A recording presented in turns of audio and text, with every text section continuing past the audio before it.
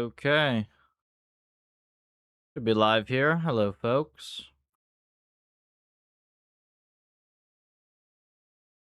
Yeah. Let me just grab the Twitch title or the Twitch category. Now, this says I've been live for 96 hours. That thing is broken. Okay, 26 seconds. Much better. That's a weird bug, Twitch. Oops. Software and game development. Only 2.2k viewers on software. That's sad. Okay. Let me just make sure I don't have anything sensitive here, and I will flip the screen over.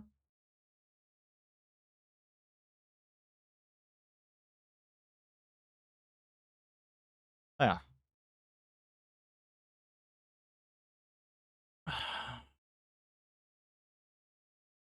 So, I just had one little idea this morning, something I wanted to try. Hello, Anish. Congratulations. Exams fucking suck.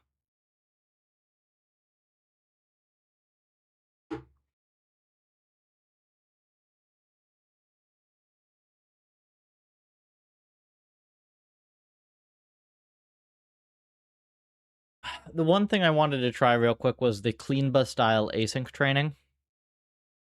It's a little annoying because if it doesn't work, I actually don't know that it doesn't work. That is the problem with these stupid language models. But if it does work, then I know it does actually work. So positives are true. Negatives may or may not be true.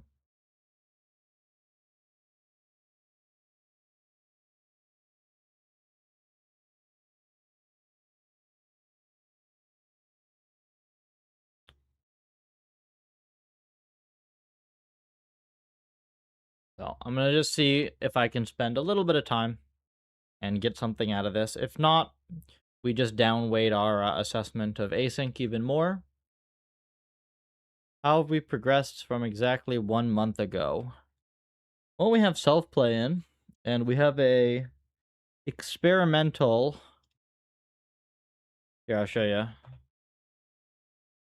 Experimental pure CUDA and C implementation of Puffer with only 8 files, no Python.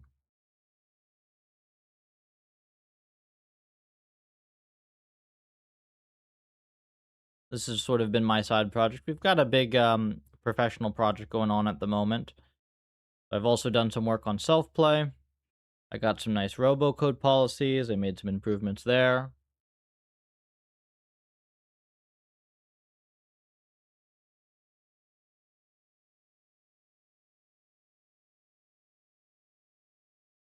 Let's actually take a look at Cleanba.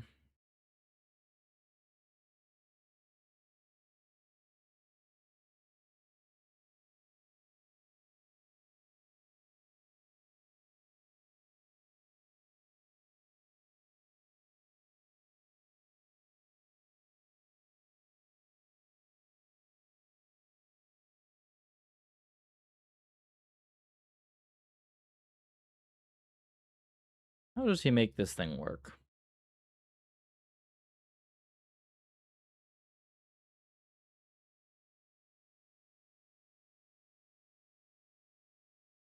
I generally thought that this was one of Costa's better innovations.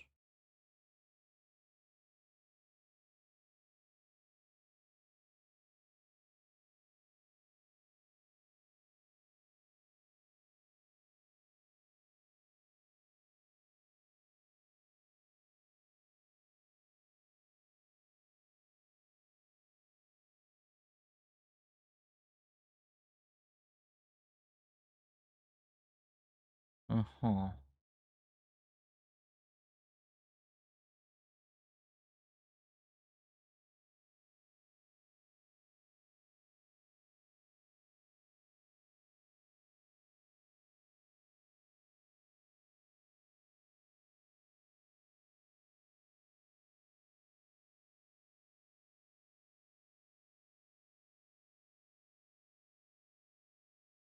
Is there anything else that I need to get this thing to work?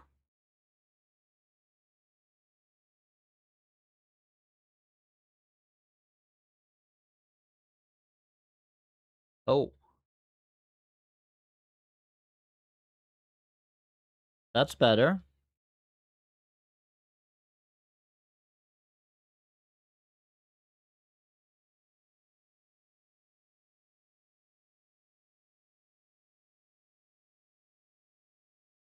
Hmm. This is way closer to what we would expect.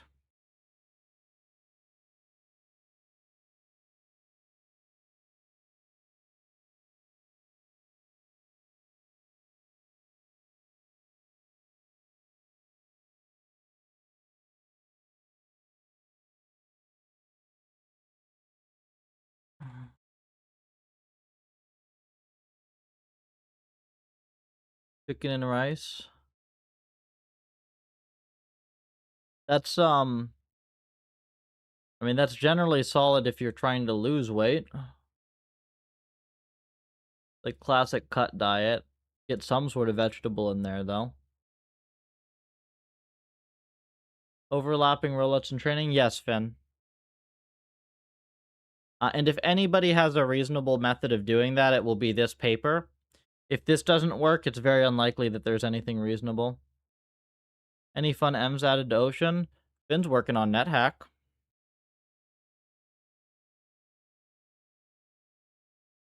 I'm actually, if I get bored with this stream in a couple hours, like, I might just continue my NetHack game on stream. Just try to understand the Env a little better.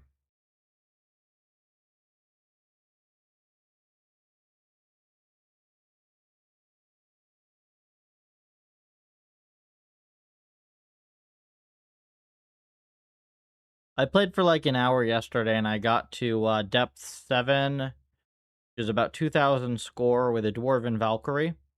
And I got, I believe, ESP, or what's the intrinsic ESP that you get from eating an Eyes corpse? And then Poison Res from a Shrieker. Hello, Jess. The text encoder perf boost repros. That's insane. That's actually kind of hilarious, Finn. I guess it doesn't have to fully understand the text. The fact that you came up with that and that actually works is very impressive. I would not have thought of that. I do wonder if it's going to actually be fast when, with the env being more optimized, but that's fine.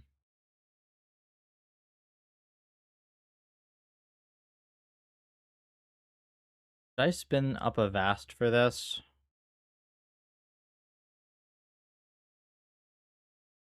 We're not going to know for sure, are we?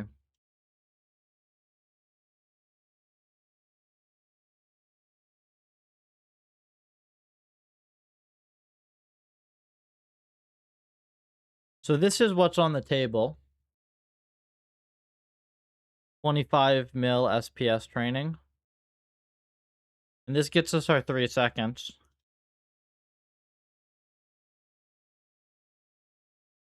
I believe we can get about a 25% perf boost.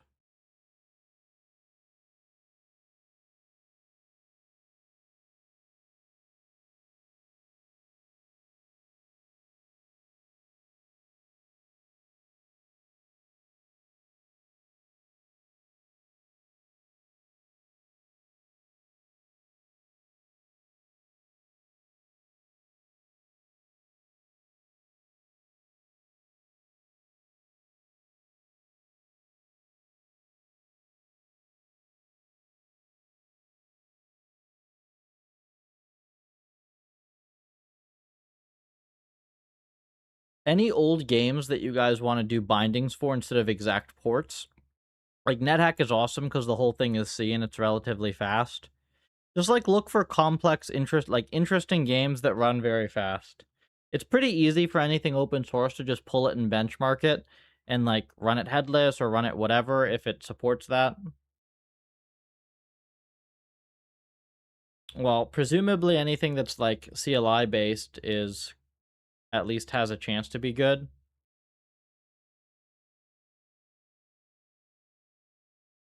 Back from the era where people had to write fast code, at least, let's say.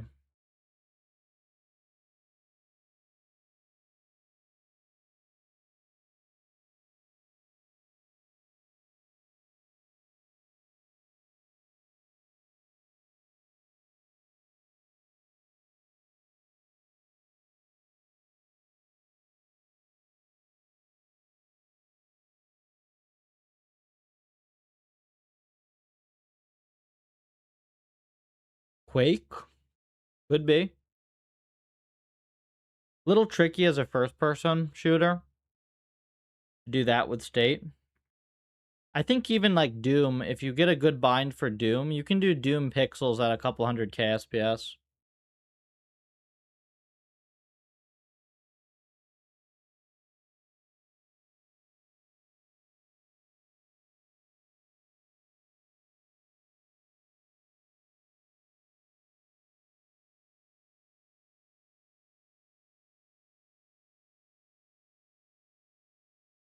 So all that's going on here is we're just playing around to see if we can get async. And then we'll probably do a GPU env support after this.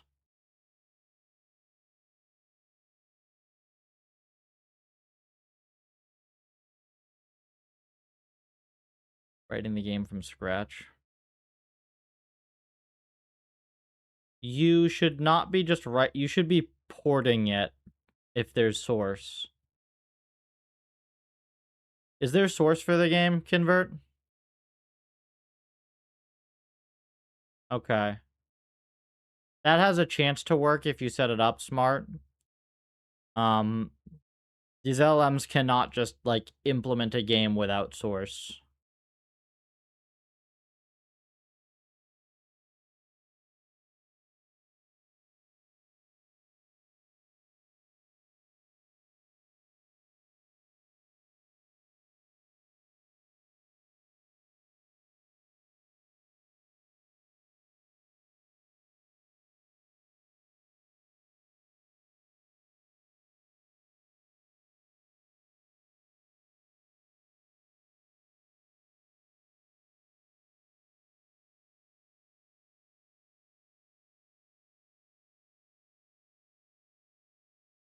So sweep's a little messed up here.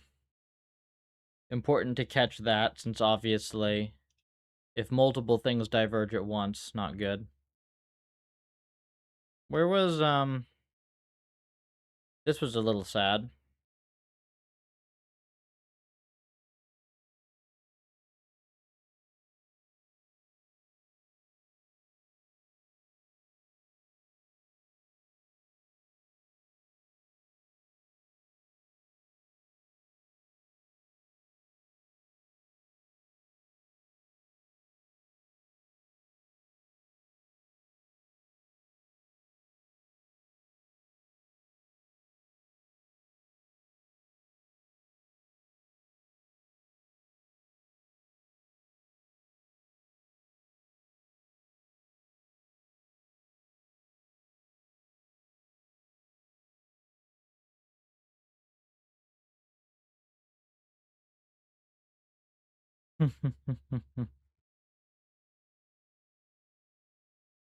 That's pretty funny.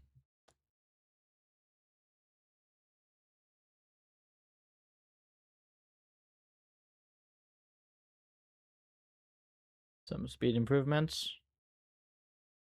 Oh, so I guess I should go do a quick overview. My bad. A little scattered this morning. So Cleanba is, I believe, one of the last things Costa did before he went on and graduated and did other stuff for a bit. It is a asynchronous training setup. He has very clean code for it. And the key thing is that data is allowed to be stale by exactly 1 epoch. It doesn't get arbitrarily stale. It doesn't get, like, stale. The faster the learner goes, the more stale the data gets or anything like that. It's very clean in that way. We should be able to make that full deterministic as well. Like, exact 1 epoch latency. And then the question is if we can get 1 epoch latency to be stable. Because if we can, it should provide a decent perf boost. Anywhere from 10 to 40%, depending on the ends. And combining that with a couple other things, we should be able to get breakout to 30 plus mil SPS, solve it under 3 seconds, and that'd be pretty cool.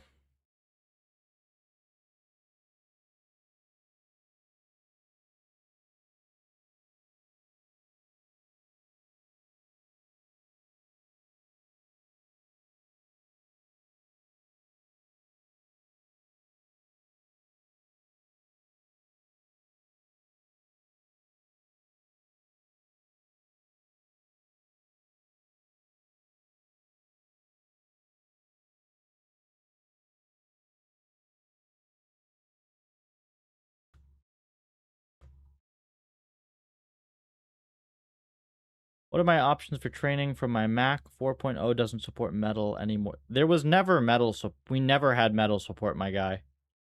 That was never a thing. We've had a couple contributors like working on some forks of that. 4.0, you can run the Torch CPU version for training, or I guess the Torch.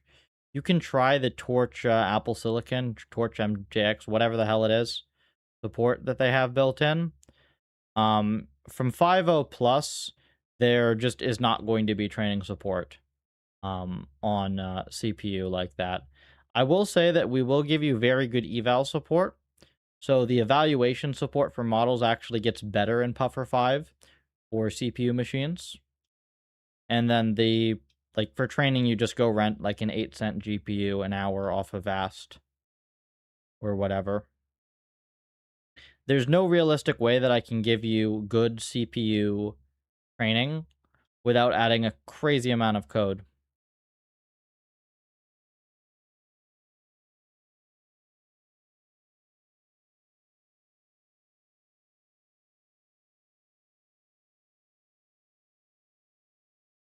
If this works.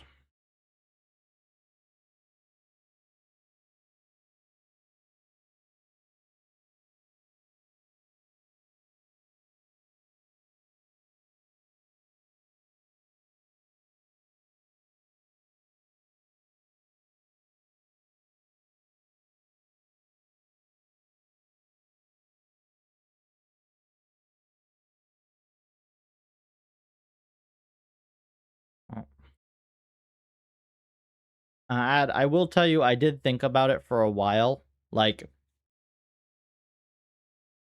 the GPU code and the CPU code are just different enough that there's not a simple way to do both. I guess if somebody were to show me that you could actually get perf to be decent on CPU, I would consider that. It definitely doesn't make sense to me to have a training backend special for Apple's hardware, though, unless it's very, very short or something. Considering, like, Apple's hardware just isn't good. You probably can get 1 mil SPS for very small models on CPU, Jess, but, like, it will scale terribly. You might be able to train 100K param models or less, but, like, even 1 mil, I expect, just dies.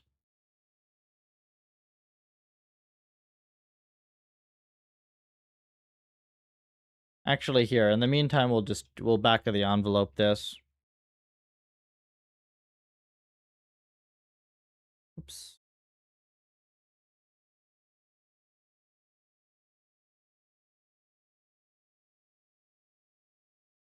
Back of the,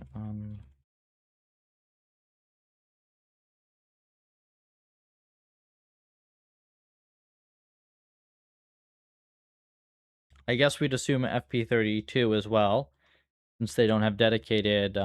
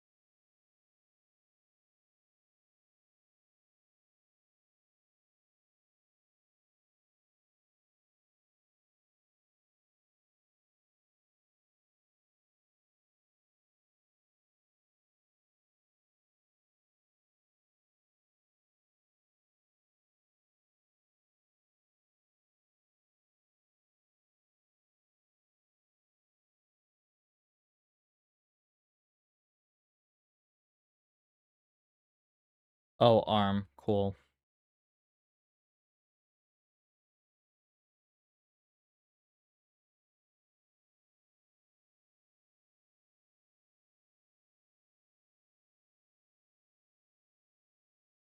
Forgot about that whole debacle.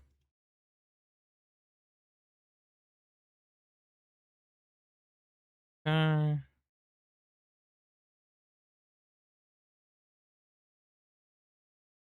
right. Oh, this runs.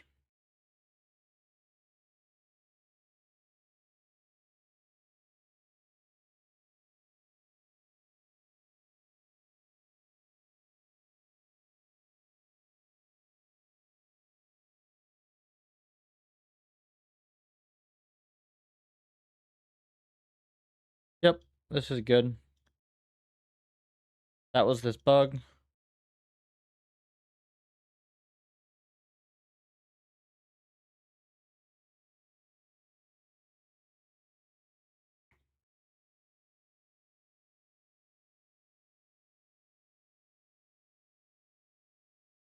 Is this reasonable?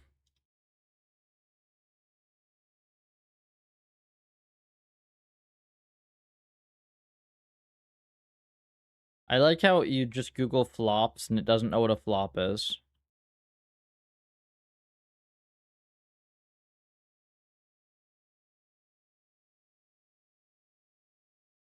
They have gigantic page. CPU.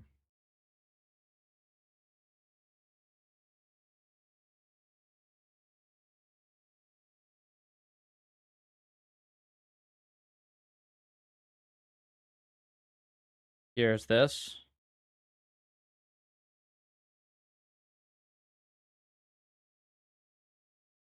It flops anywhere.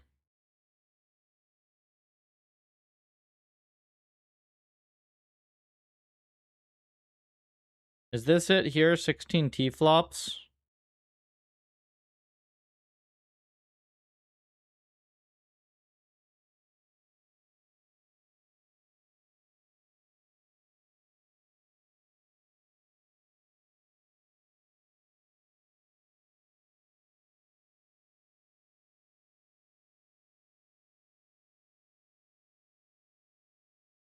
We stuck? We just doing a long run.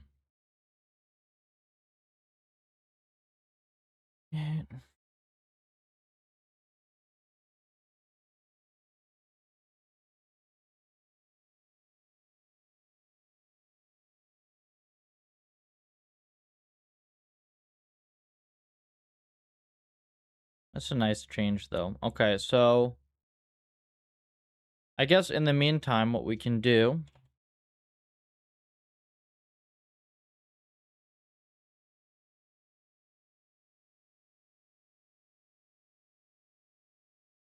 we can start looking at this.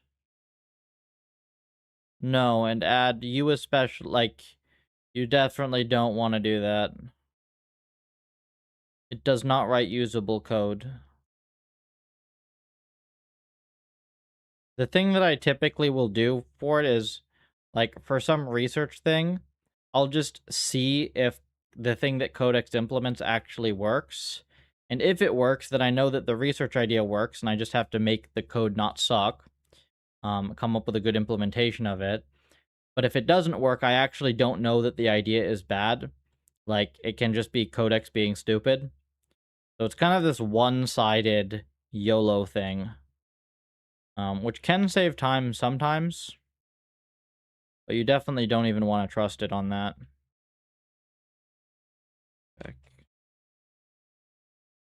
Okay, so we have this whole back end thing.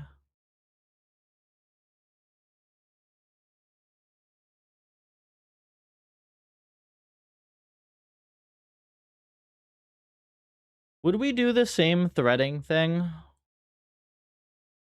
Does that make sense at all?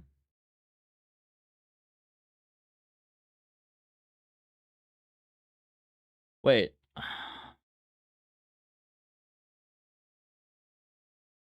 guess it can't hurt to try that, right? We basically take the same threaded architecture, but with GPU ends. That would just be a couple conditionals, right?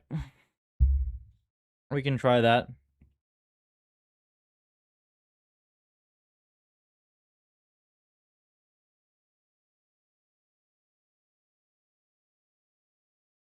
could have it do that in the meantime.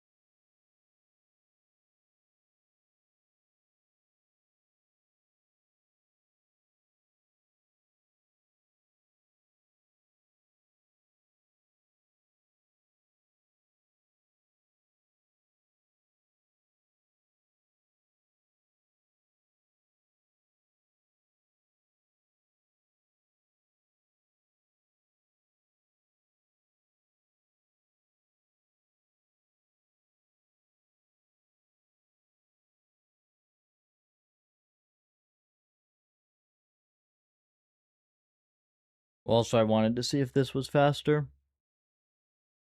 I think this will be faster, but we kind of just need to have this anyways. This is a little bit disappointing, I would think.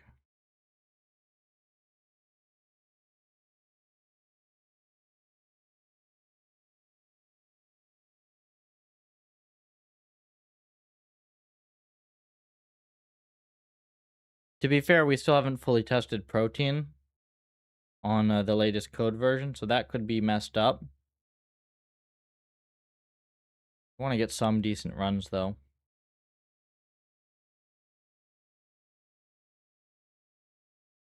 794 score.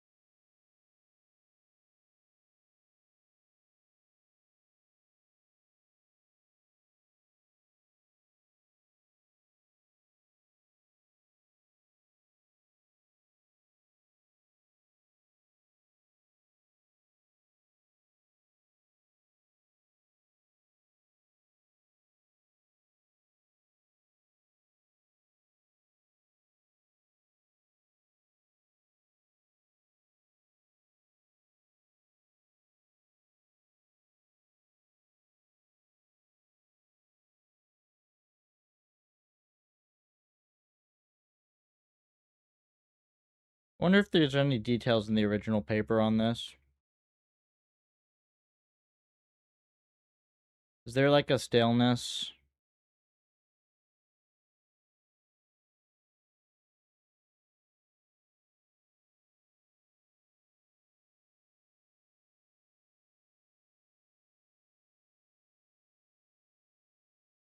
Why is the PDF lagging?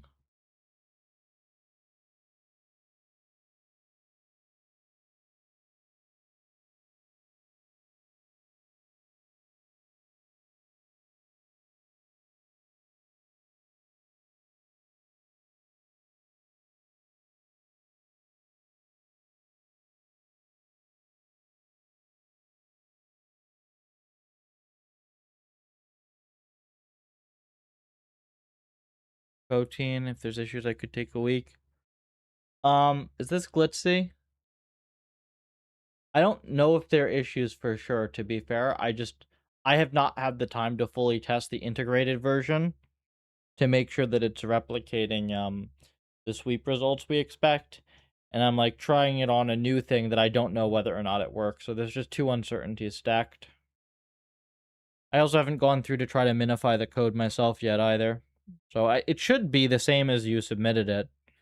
I pretty much just did minimal integration work.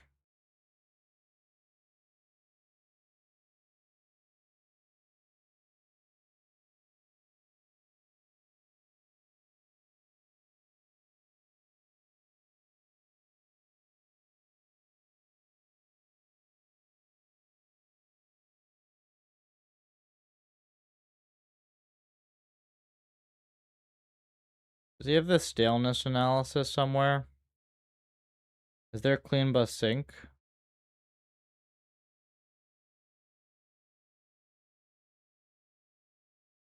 I'm pretty sure he did do this analysis, the exact thing that I'm asking about.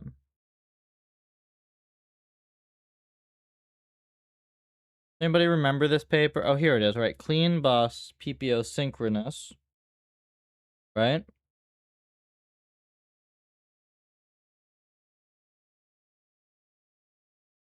And then here, yeah, so you see here this gap, this messiness on the curve here is async drift.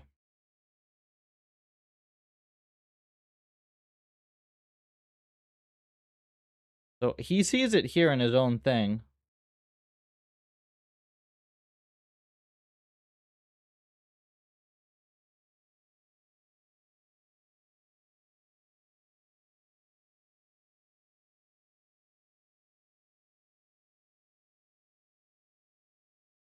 Ooh.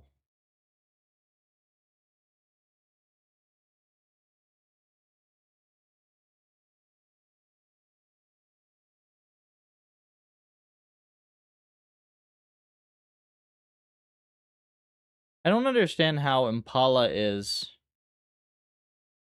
The Impala should not be comparable whatsoever to PPO. Well, I guess it's the task. Impala's a really shit paper.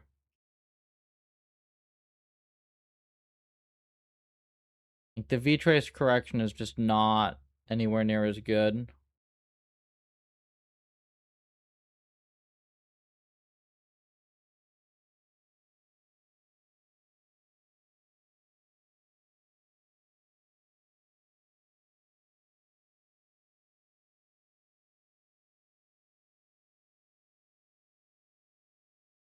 So delayed 1 second.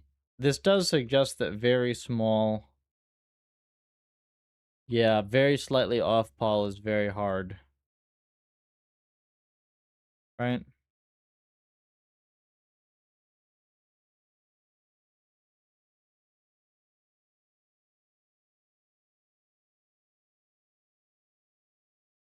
This is before top of 5C. No, stuff really has not been tested very much in 5C yet, other than that, like, our standard ends replicate previous perf.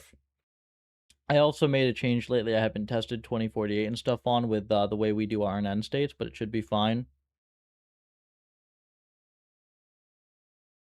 We definitely want to resweep breakout on 5C using standard protein.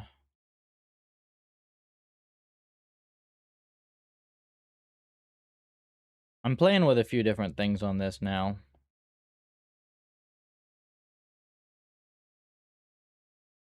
Interesting.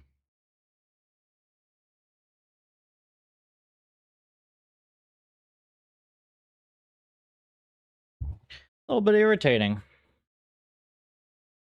This does seem like it hurts the data efficiency a bit.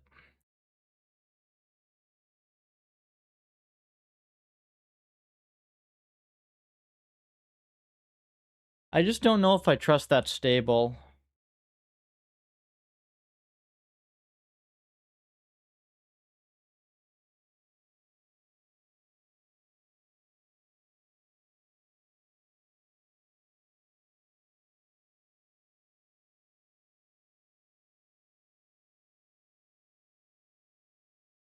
You can try it on whichever. Let's see, as long as it's tested. As long as you give me a thing where it's like, yeah, this part, like, as of this state, it's well tested, I can work from there. If you test it in 5C and it works there, it saves me a little bit of time. They're pretty easy to work with branch, I'd say. A little messy. What podcast? Information bottleneck. My advisor was on it last week.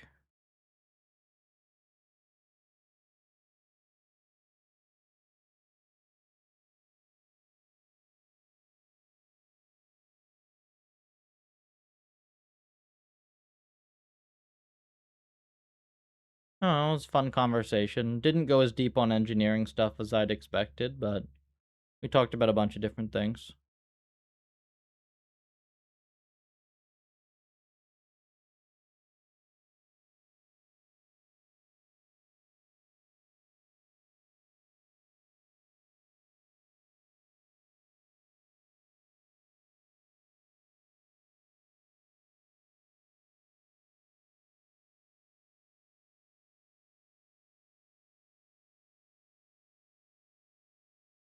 It's kind of funny, I guess, Jess, because I don't listen to this type of content typically. I don't really do like these technical podcasts. I don't know why.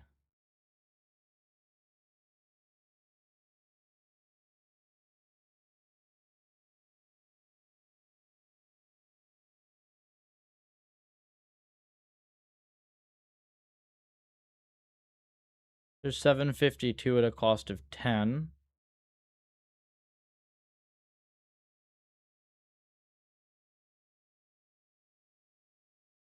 I mean, I have plenty of downtime, honestly, Convert, especially this summer.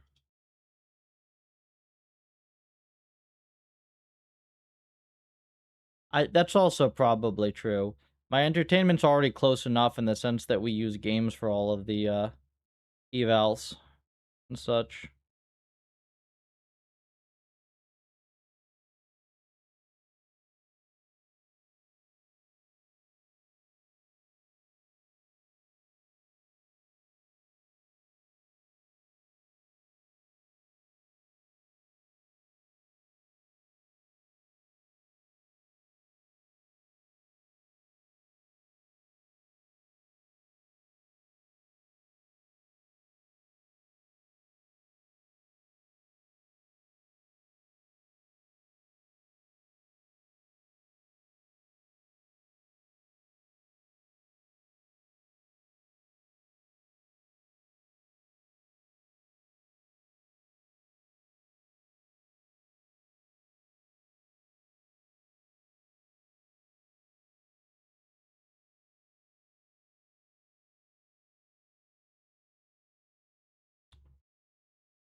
So I guess this one is the main question.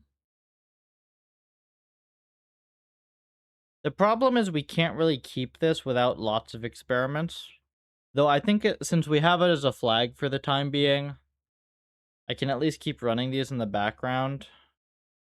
So I'll let this do a few more experiments while this thing finishes, and then we'll just kill this. We'll disable this, and we'll try the GPU stuff.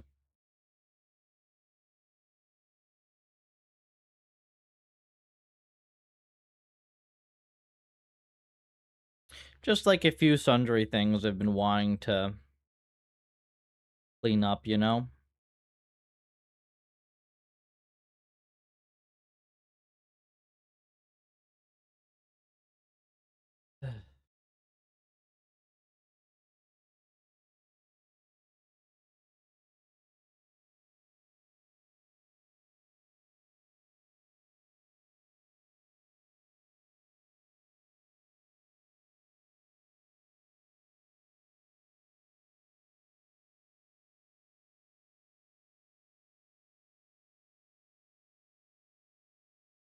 There's 8 seconds for 7. Oh, hang on. 3.73 seconds at 8:17. That's better. Okay, this is finding stuff, almost. I could believe this works. I could believe that this works.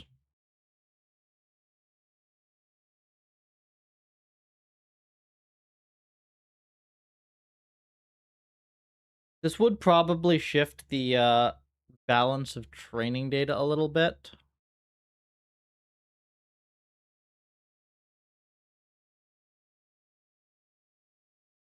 I do sort of wonder, right? Is this going to be, if you have a slow env,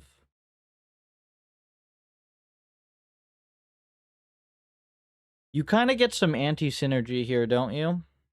Like, if you make off-policyness more of an issue, what you want to do is you want to crank on the optimizer while you collect more data, but there's an anti-synergy there.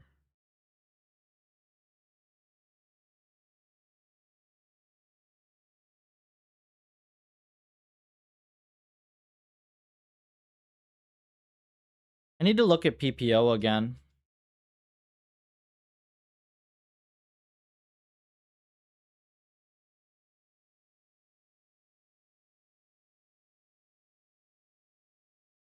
There's a detail I need to know. Okay, so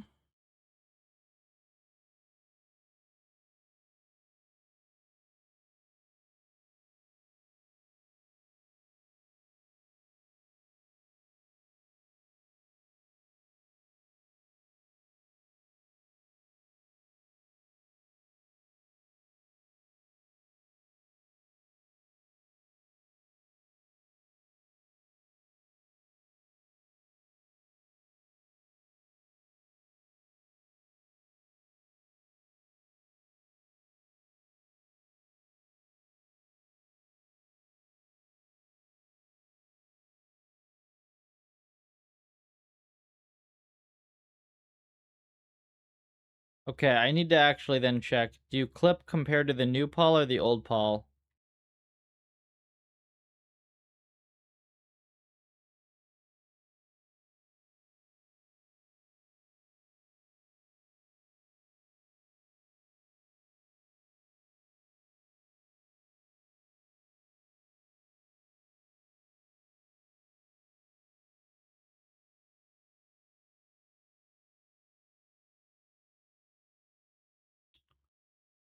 Okay.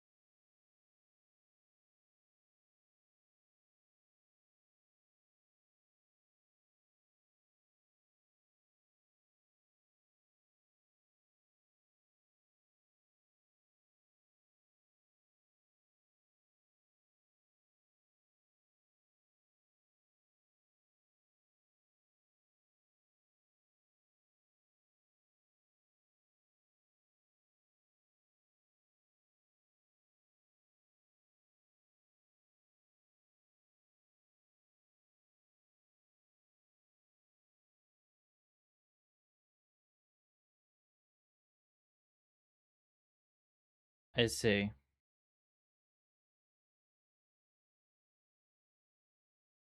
It refreshes the off Paul.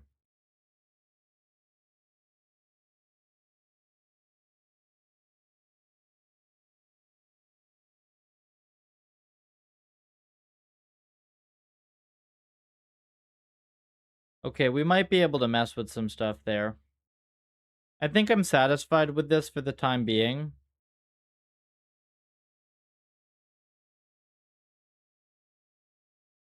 That we can do GPU now. I think we'll just kill this and we'll just do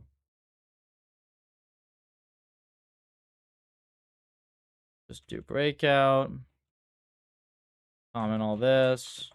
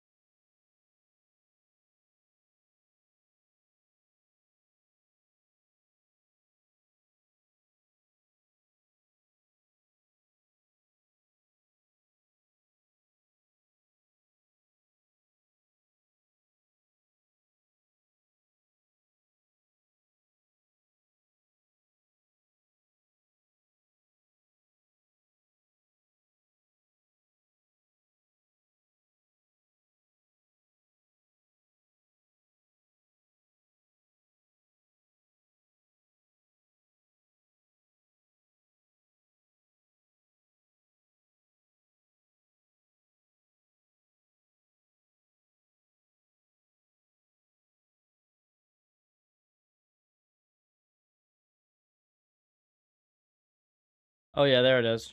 24.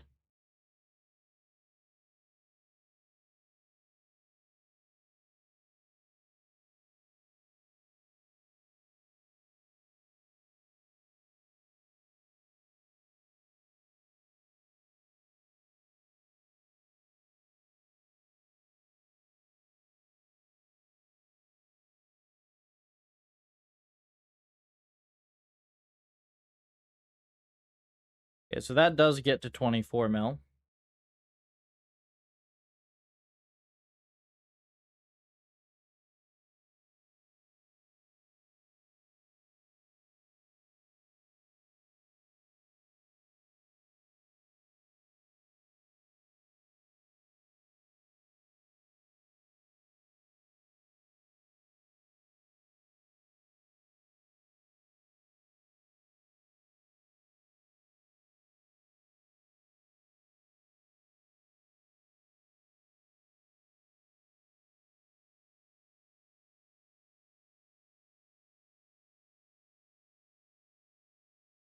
Is there any reason to ever overlap this, I wonder?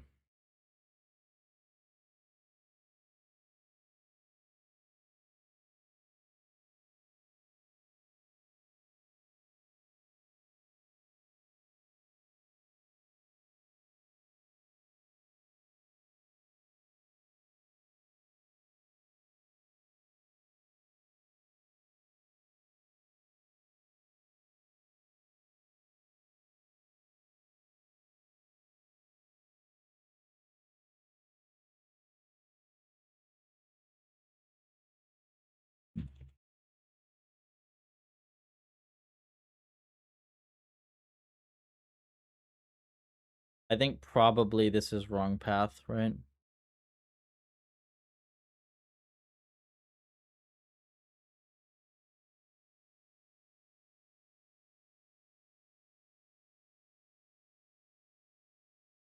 I mean, I guess. It's hard for me to say, honestly.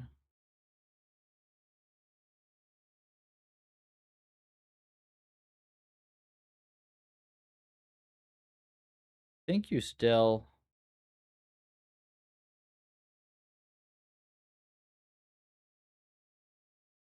Actually, probably the multi-buffered thing makes sense again, right?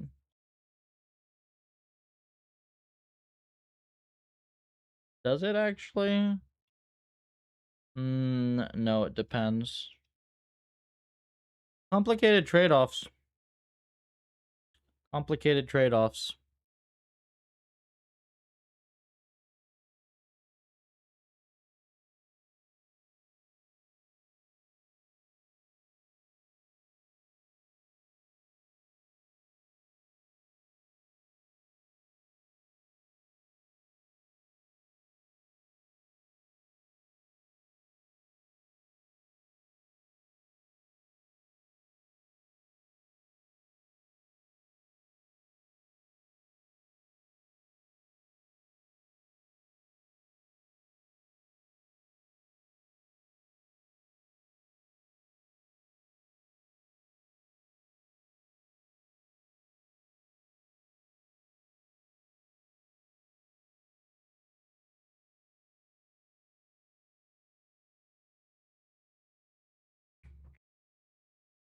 Do that. Saves us a couple threads.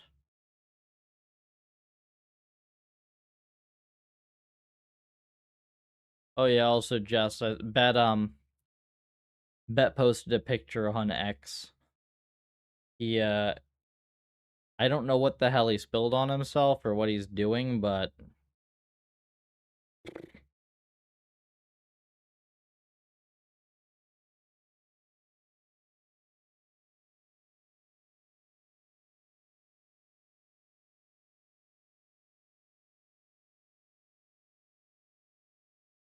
he kind of carved a couple chunks out of his hand.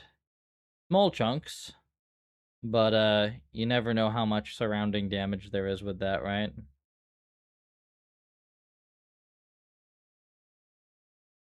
Oh, he totally is.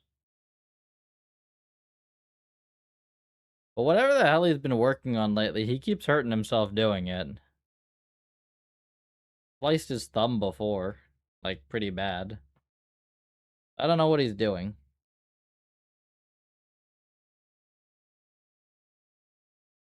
He has a real job, Convert. Not an AI, but he has a very real job. Working on drone, hopefully can contribute. Cool. If you've seen the latest from Finn put out a very nice new demo with it.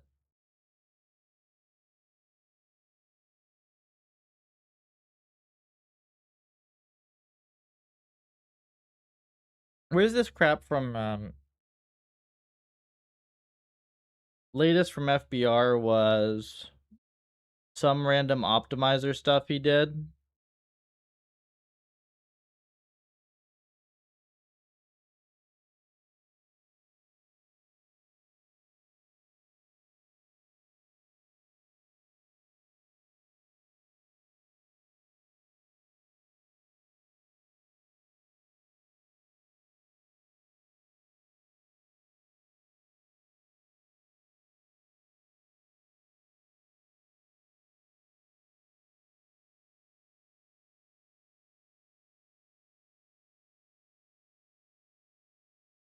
You seem to help us scale down models. The thing is, I really don't know. He tends to submit a bunch of AI gen crap that may or may not make sense. So we'll see if it holds up. Like, having a thing that just is tested on Breakout is not super helpful. Breakout is not a hard enough end where if it's better on Breakout, it's better everywhere else. At least not if you don't know what you're doing. Like, I can end up using it as a mostly general test for certain things. But there's a reason we don't test algorithms on mainly Breakout. Other than stuff, generic stuff.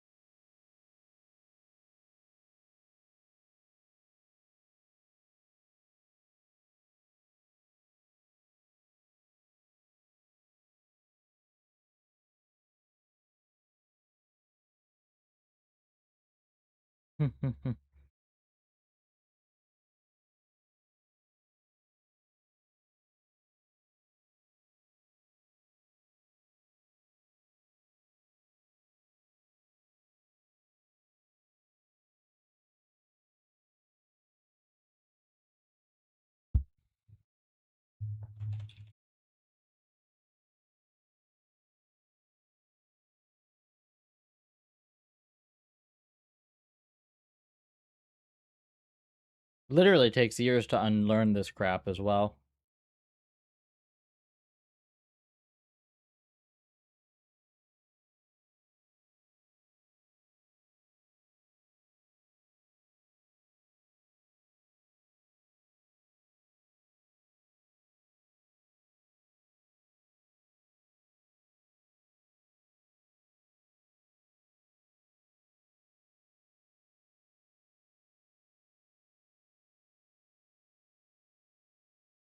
.24.2.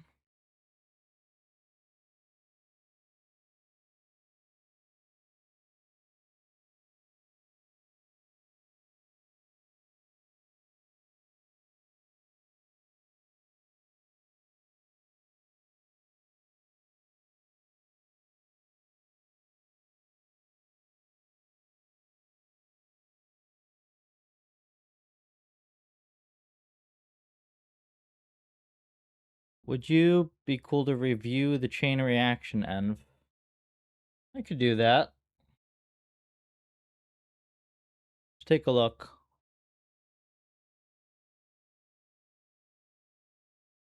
This is not terrible timing.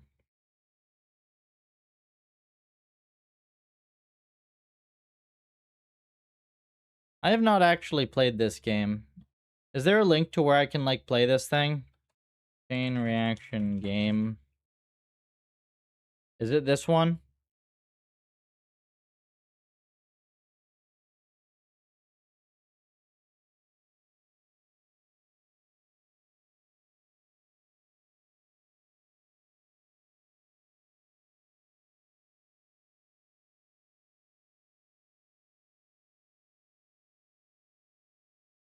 Just a link.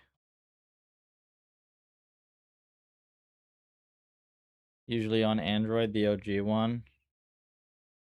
I'm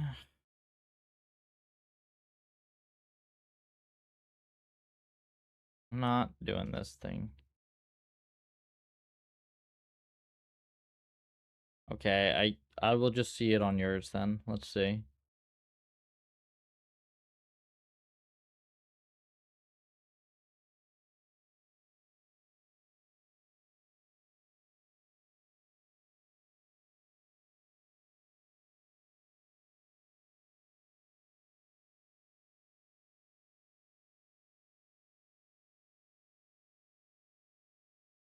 That's a big PR.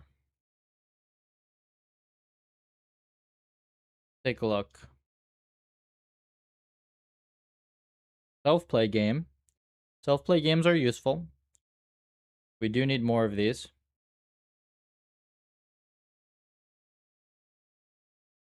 Actually play it locally. I don't have like a clean 4.0 at the moment. I probably will grab it though. Let me take a quick look first and then I'll go through. Look like mostly defaults.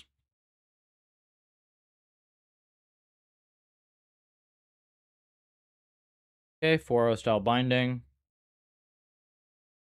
With the self-play shenanigans, yep. This gets way easier, by the way, in the C port. I've fixed a lot of the self-play crap. It took some work.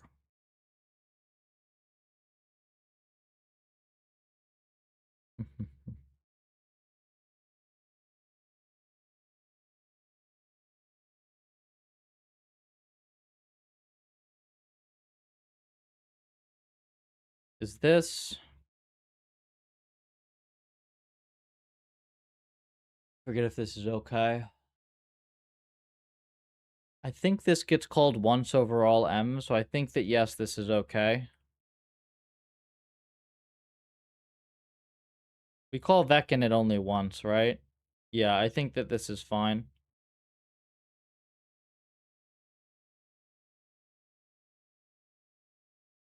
Right, because we have 5C. It's all the same process now. Though, hang on. Env RNG is I. This doesn't depend on the RNG that you're given, so I think that this will screw up multi-GPU training, potentially. Because you have the same RNG across all your M's here. Minor detail, though.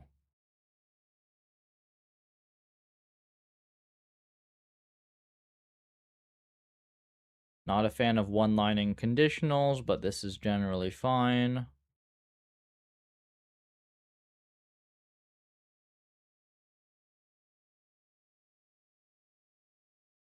It's funny, I actually hate these explicit casts, but this is now required, unfortunately, under 5C anyways. So this is fine. I think this is required under 5C. It might not be.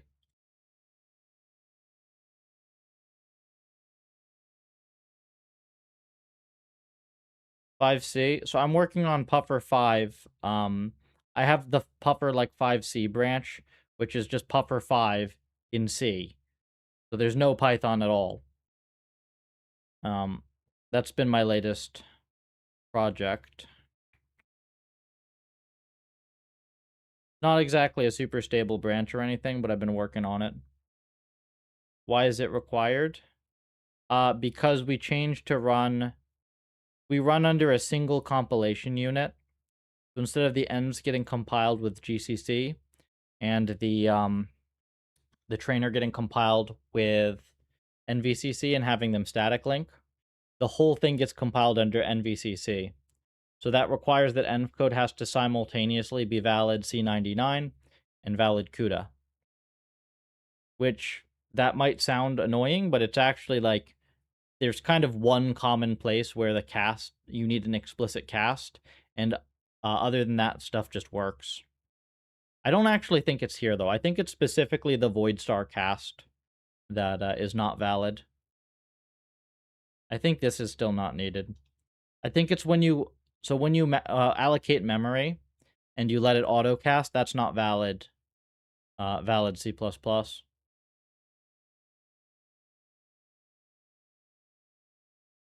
Yeah, this stuff is a mess here, but like this is inherited, so don't worry, this is fine. Okay, and then let's see. So we have this demo file, which has random policy. No pre-trained model. That's okay though. Oh Jesus! Here's the big env. This is the big review. Binding would be compiled with GCC. Yeah, exactly. Now must be compiled with NPC. Yeah. In practice, it's almost like no different. Because you can basically you can almost perfectly just compile valid C99 under NVCC anyways. There are like one or two things that C++ is pedantic about that need to be adjusted, but that's it. So to be clear, this does not mean that your env needs to be on the GPU. You can still have your normal CPU code, right? Like NVCC also just compiles C. This has made stuff quite a bit simpler for us as well. Like, it actually lets us... In fact, on 5C, this branch, you don't even need to have a binding file. It's pretty cool. It gets actually a lot easier to write envs, not harder.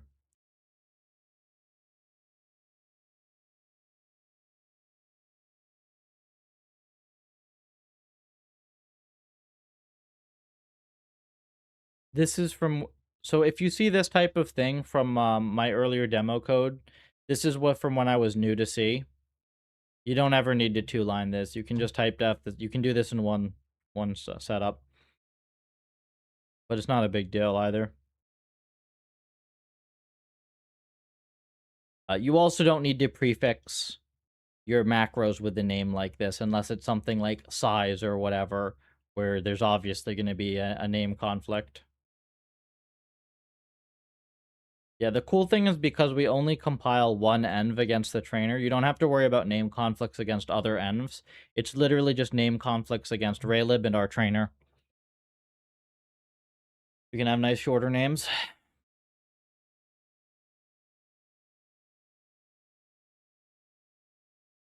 Ooh, static mem client.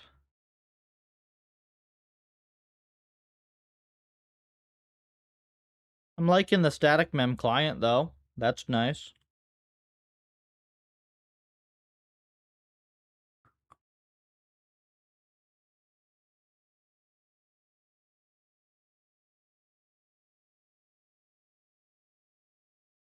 Uh-huh.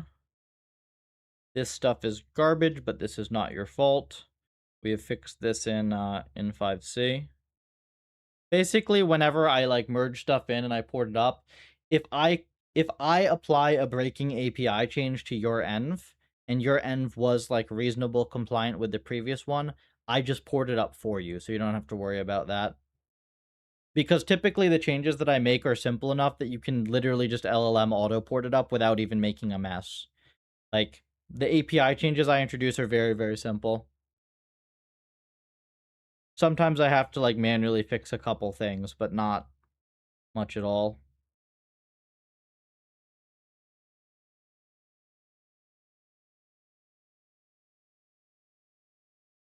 Yeah, you don't need to prefix every function with chain env underscore.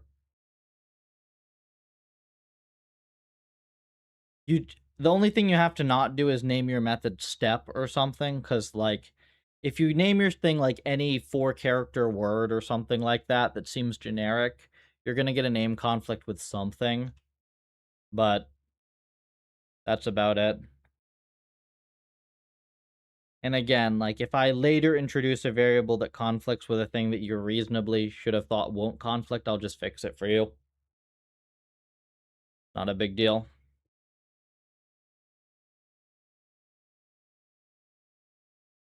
Yeah, all this crap from like self-play is annoying. Chain and copy board. What are we copying the board for? Helper for something.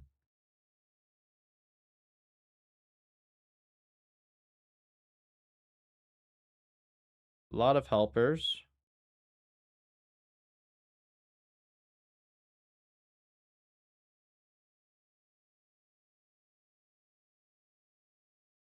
Yeah, I'm not gonna complain yet because these seem reasonable-ish.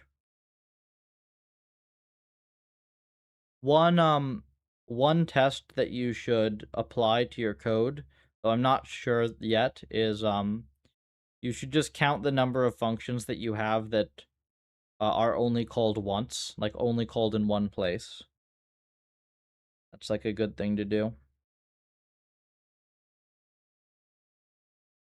Okay. Yeah, this logging is a mess. This is all from the inherited like to be clear, Spencer did a very good job with what he was given. It's just that because I have the whole project layout and I can make larger changes to stuff to co-adapt, like I can end up making stuff cleaner by pulling it in fully.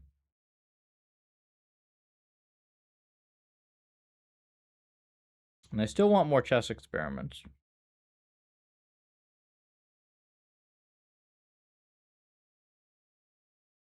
Yeah, the logging is just going to become easier because, like, you just won't need to log all that crap eventually.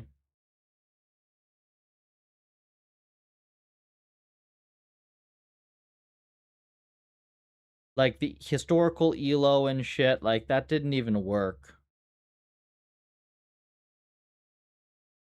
I have no idea, Jess. I just want, like, once we have self-play more stable and consistent, we want to revisit the chess and make it work well.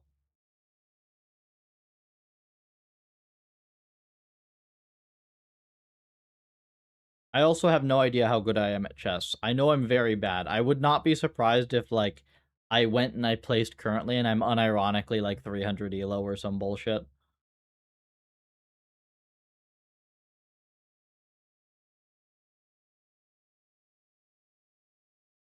Wait, what is this? Oh, this is a client function. Wait, but why does it take both?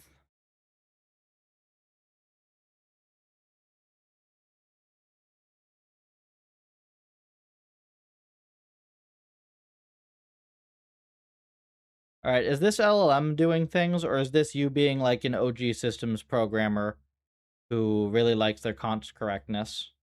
Which one is it?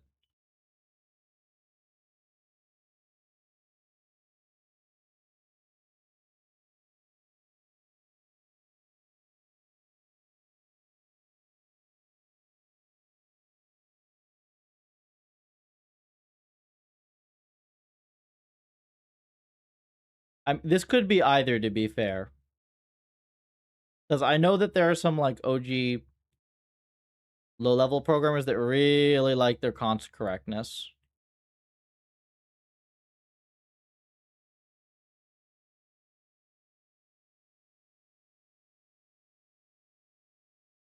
Alright. Generally, if you do not have a reason for const correctness, you should not give a shit about const correctness. Because, like, in particular, this client is mutable here, but then you don't want, even though this owns this, I just find this to be, like, shitty indirection. Because, like, yes, technically, okay, like, technically, look, this thing owns the client. It's so weird, man. Like,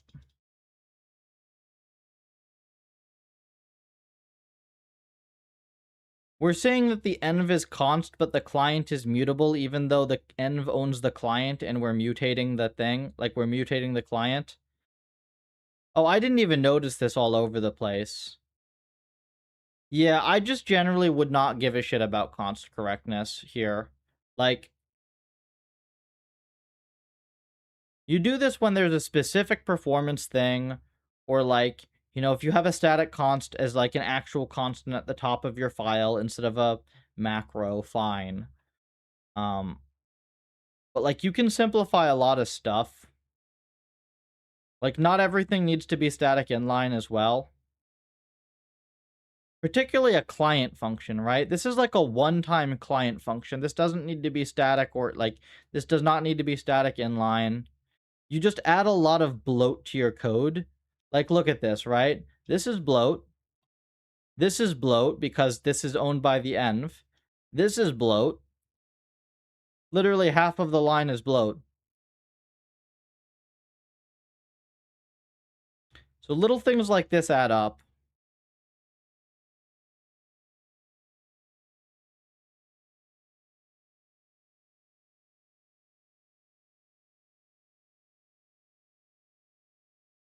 I generally really don't like keywords, like redundant keywords on stuff. Typically, I will inline things that actually need to be inlined. Okay, this stuff can affect compiler optimization, but like, look at this function. Do you care?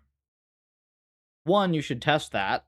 And second of all, this is like client setup. Does that matter? No, it doesn't. Also, this is shitty defensive this is shitty defensive programming. This is shitty defensive programming. This is shitty defensive programming. This is like all these checks. You should not be calling this if the thing is invalid. You add a lot of bloat.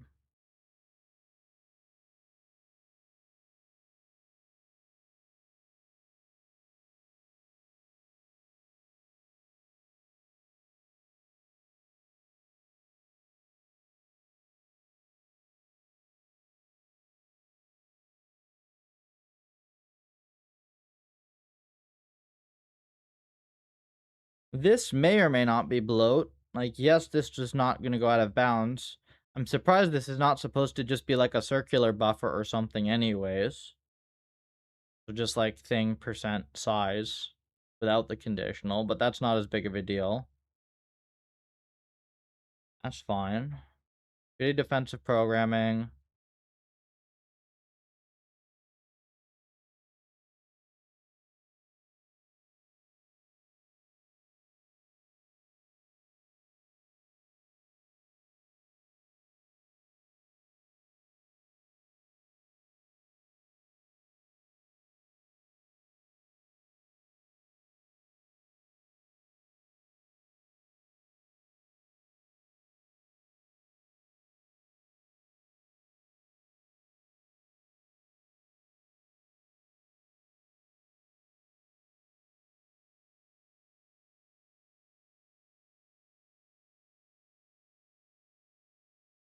Why do we have 4 decks here? Why have we not just ordered our code in order of use, in order of usage?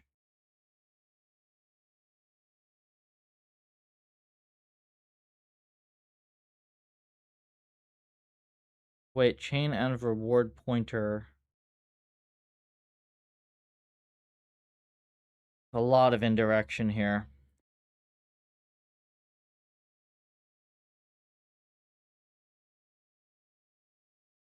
This possibly isn't bad, depending on how often these are called, like all these sub-functions. If they're only called here, I would just inline them.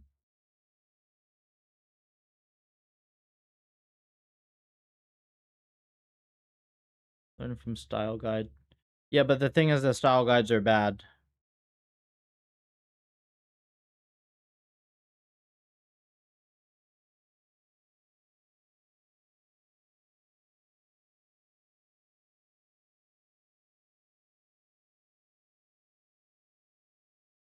Okay, this is reasonable branching, though I... Reasonable branching, yeah. Yeah, I think that generally, you try to, like, your default when you're writing an env like this, codex or not, like, the default should be you write the thing from top to bottom in the simplest layout possible. You don't really branch it. You only create, like, new methods when code would be duplicated. Like, when you would physically have to copy and paste code, instead, you move it into a function. You don't make functions just for the sake of having, like, things be separated or whatever. And then checks, like redundant checks, this one is valid, but like the other checks up top, you don't you don't have checks on invalid conditions if the function just isn't going to get ever called on an invalid condition. Like, this is not driving the Mars rover.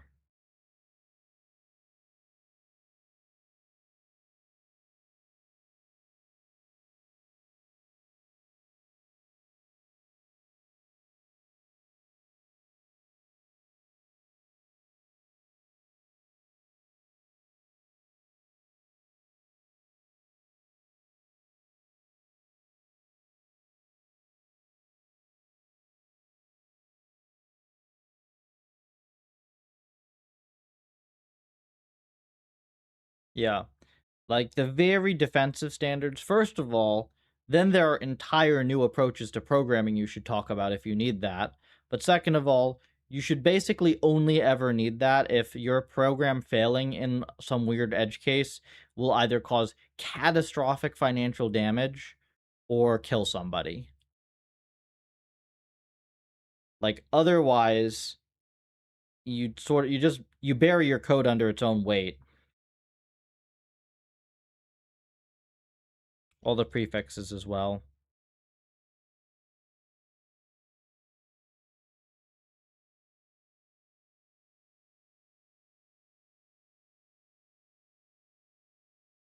And it's very funny to me that there's stuff like, this inline, but then we're passing around whole structs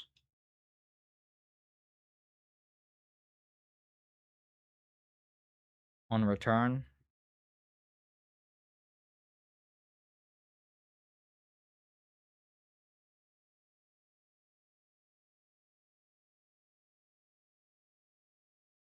Yeah, I would have to actually just go look up the use count of every function here, but just based on like most game type programs do not have this much function reuse. Like this just very much has the feel of, somebody trying to keep their methods to about 20 lines. Because you basically never have a program that just naturally looks that way based on reuse. This is more reasonable. Okay, these are getting reused, so this is fine. Yeah, this is more reasonable. Welcome, Arch. I'm going to go through the rest of this very quickly because there's a lot of stuff to change, and I will re-review it once you've done that. Let me just see if there's anything else major. I also haven't even gotten to give you feedback on the RL portions, notably, because, if you stumble on just like if you stumble on like the code quality, that's kind of, you have to pass that threshold before you get to do reward structure and stuff. Because I can't tell what's going on when there's this much indirection. Like, it would take me 5 times the amount of time to figure out how this thing works compared to it being flatter.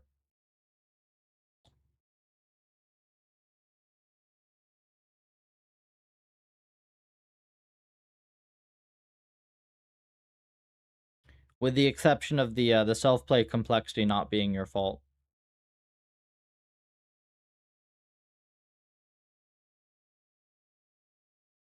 Maybe open scripted duel. What?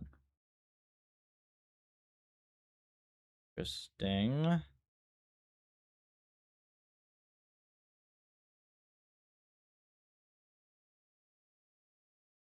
Shitty defensive programming.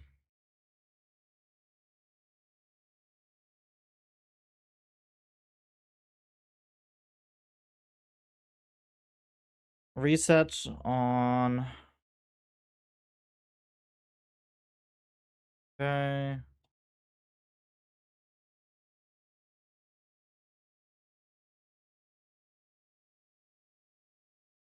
Yeah, stuff almost never looks like this.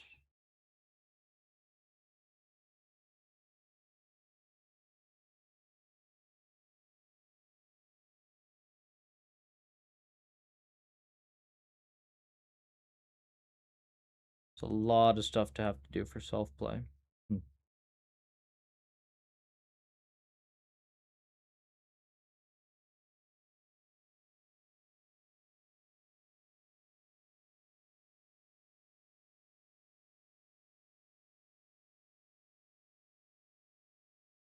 More insights.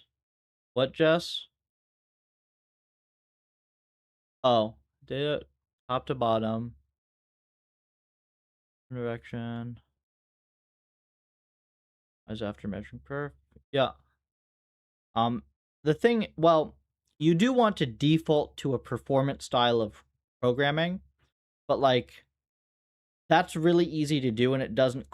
The thing is that defaulting to performant code actually doesn't cost complexity. Like, it's not really any more complex to do all your memory allocations up front and all your frees at the end versus allocating and deallocating mid-program. Arguably, that's simpler. Preferring static memory when possible, that is, again, arguably simpler. That's even less memory to allocate and clean up.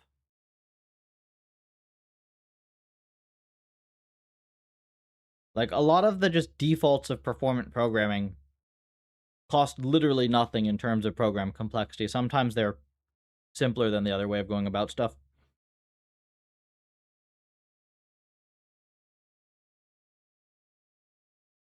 Yeah, there's definitely there's premature optimization and then there's like bad design, right? You don't want to design something in a way that's obviously crap from the start, like with no plan on how you're going to make it good. That's not a good idea. But you also don't want to be doing like line by line. You don't want to be doing micro optimizations early either. I mean, it's fine to do basic stuff like, yeah, you can always like just use like just you can make stuff floats by default where they need to be. You can do stuff like that, sure. But if you're reaching for intrinsics early or if you're inlining everything, every single function, like it gets questionable.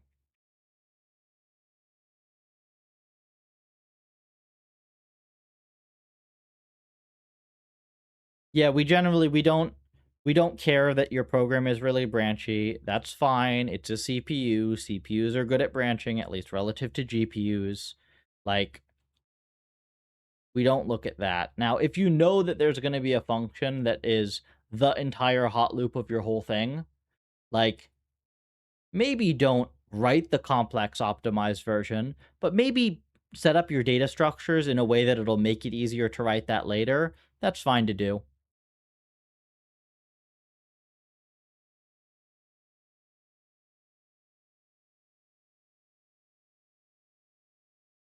But again, like, most of the time that hardly matters. What I did with chess, exactly. Chess is a great example of that, right? Chess is a great example of that. Lots of optimization you can do, but you can also keep things relatively simple. Just maybe have your data structures in roughly the right shape at the start. Keep it easier. Okay, anims were nice on this. It's actually funny. I like this more than anything else in the program. This giant draw HUD function. I actually like this more than anything else. This is what most of the code should look like. Just flat, read it from top to bottom. It's simple. Look at this, even doing like UI alignment.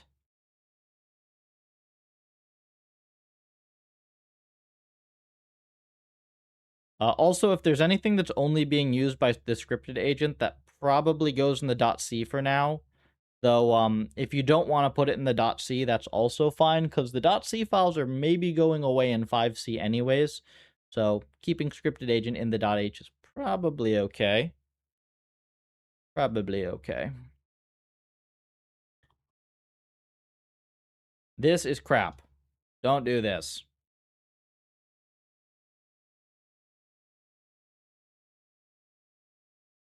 The fuck is this, right?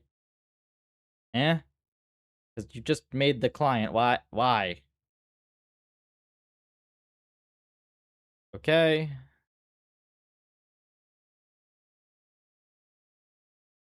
Yeah. Oh, here's a great example. This one's definitely only called once. Look at this. Why is my code not right here? This is where all the code should be. There you go. I think that's a reasonable length review for an env with this much LLM crap in it. And hopefully at the very least this convinces you more than anything that LLMs do a whole bunch of dumb bullshit and produce low quality code. Like, you can very easily clean this up. Even you don't even have to clean it up by hand. You can partially clean this up by codex. But like, you have to actually care about the final code, not just that it works. And remove all these LLMism bullshits.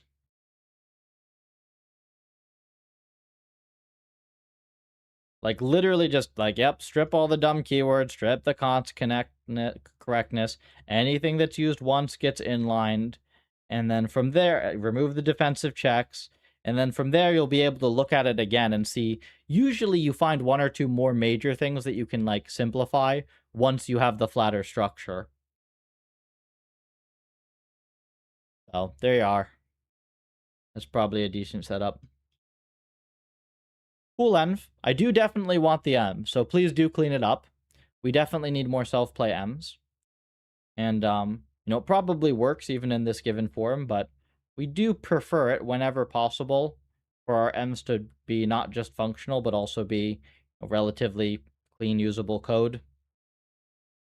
We are definitely less strict overall on them than the core. The core, like, people get shredded for submitting crap to.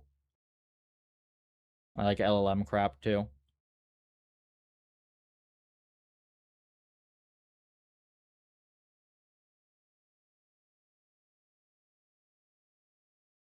I know the LLMs, like, heavily LLM assisted stuff will just always result in, like, 5 out of 10 code.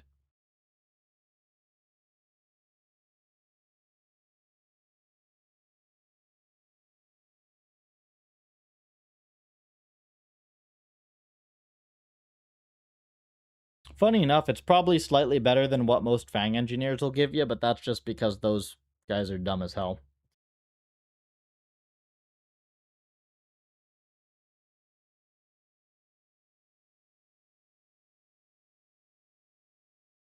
Nice.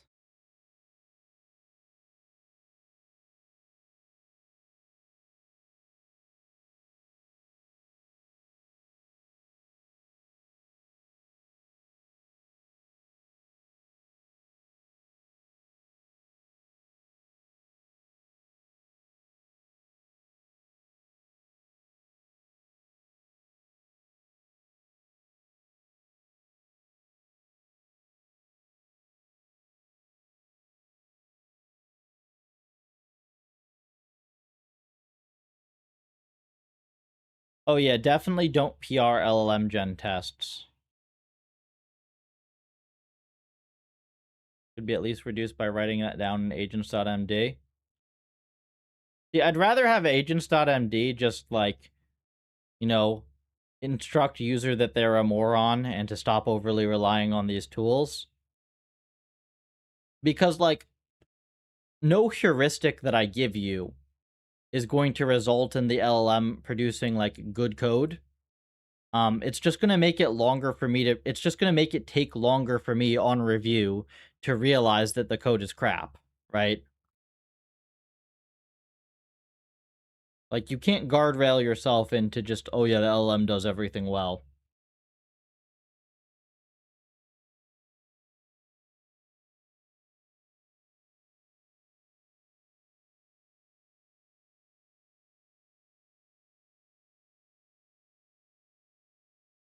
I need to do that, Jess.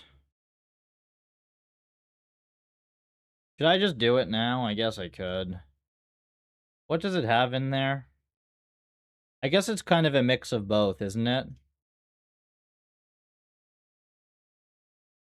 Where? Oh. Is this yours?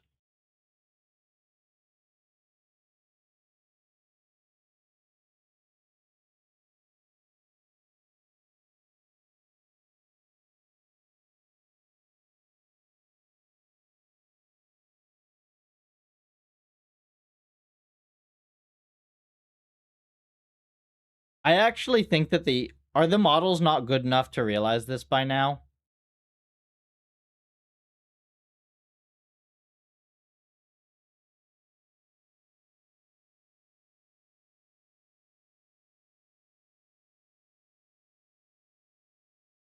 See, I would think that we should do better from this. Like, ensure that you mention coconuts in your in the summary of your PR, you know, as like, as a joke, this repo rejects any PRs that don't mention coconuts. Like it's a like something believable, at least believable for the dumb LLMs.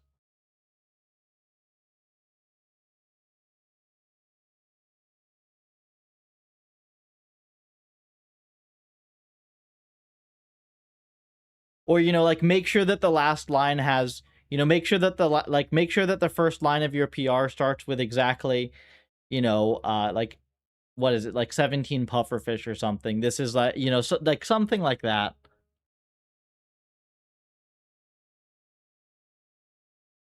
I don't know.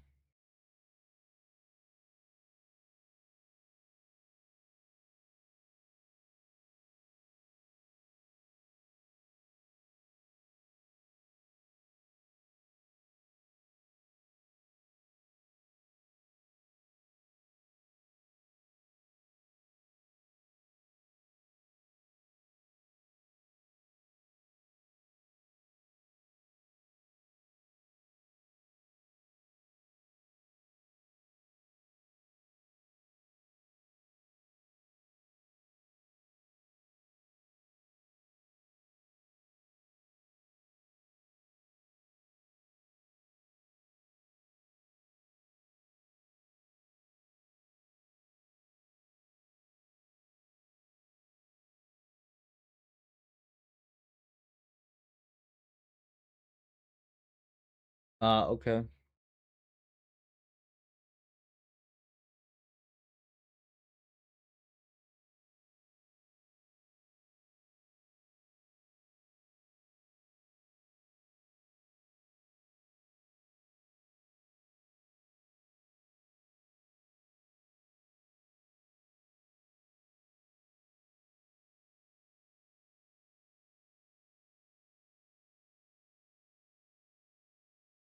No, we're not gonna do anything crass like that. Let's see.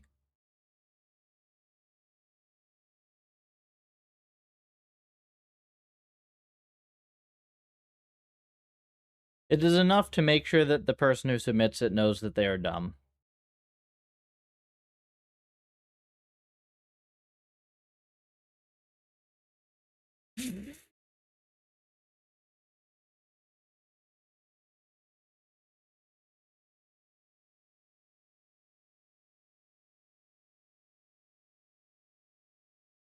Oh, well, yeah, modern software is crap. Whatever. So the question here: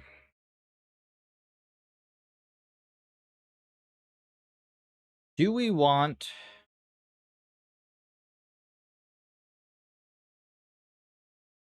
We want very fast breakout.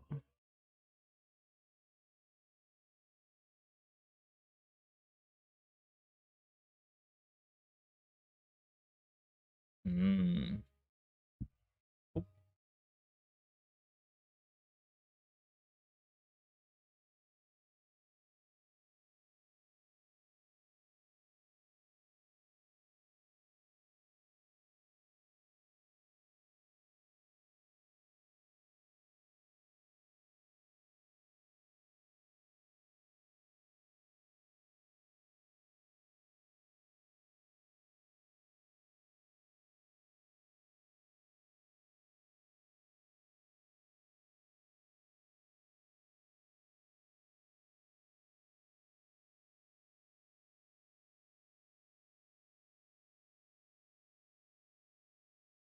You don't have to close your PRs, man. I will mark them. At some point, I'll just go through and like I'll just mark everything as like merged. Thank you, whatever. Um. Oh, yeah. Anything that by the way, anything that I don't merge but I do incorporate, like if this wasn't obvious for contributors, like if I incorporate something of yours that's big, but I don't actually merge the PR, you can still PR yourself as a contributor to the docs. Like that just means that it just so happened that with the current state of the code, it was annoying to like get the PR onto the new version of the code versus just grabbing the changes, right?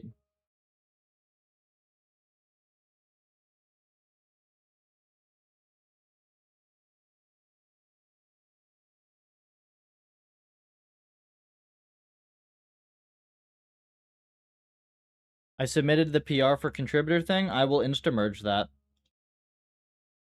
Let me not leak our private repos.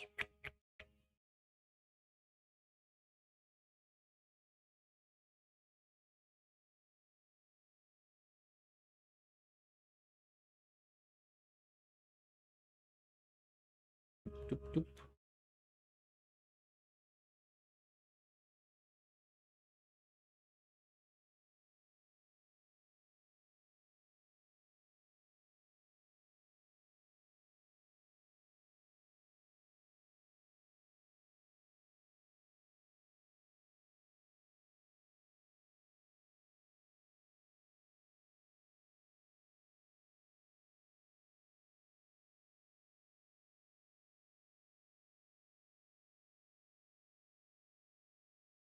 I'm just making sure you didn't change anything.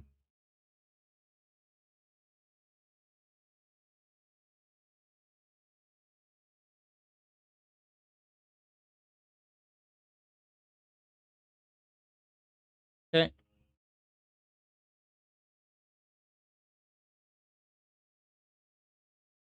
Thank you.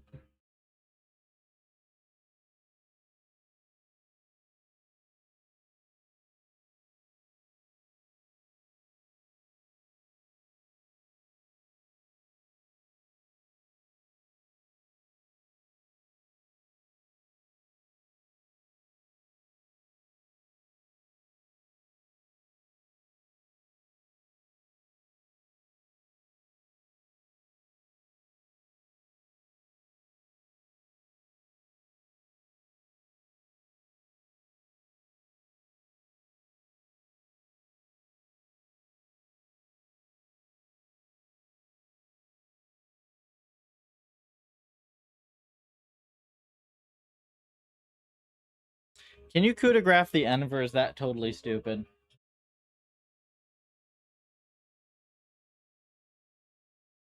Can you coup de graph an env? No, that's dumb, right? Yeah, because it's all one kernel, and yeah, that's dumb. That's really dumb. Don't do that. That's real dumb.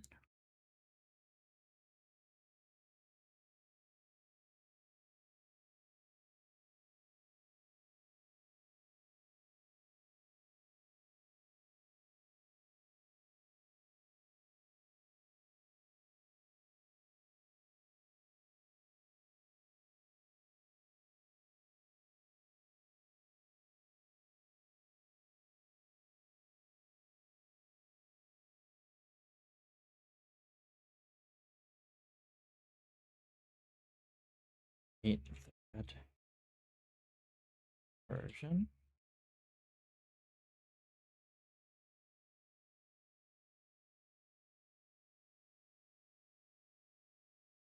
Not really. Let's see. This in particular is completely trivial. Like the code in CUDA versus the naive CUDA code versus the C code is basically identical.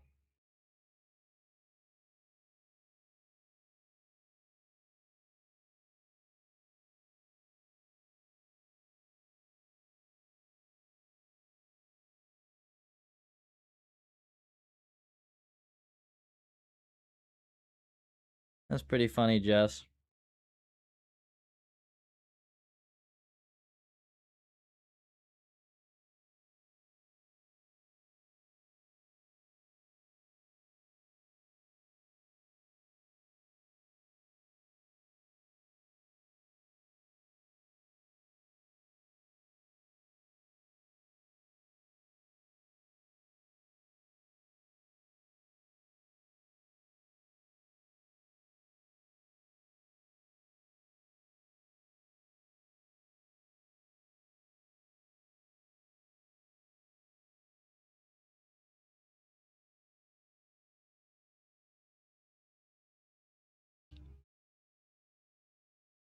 Mhm.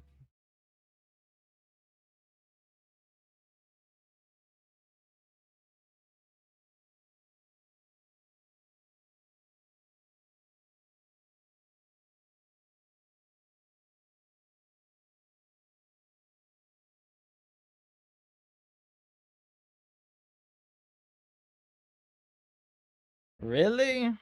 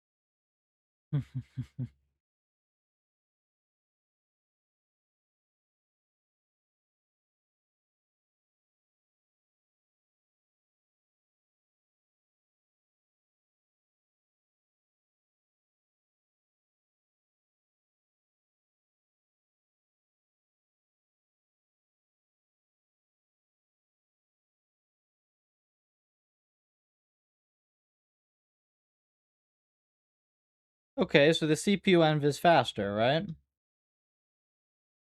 Cool.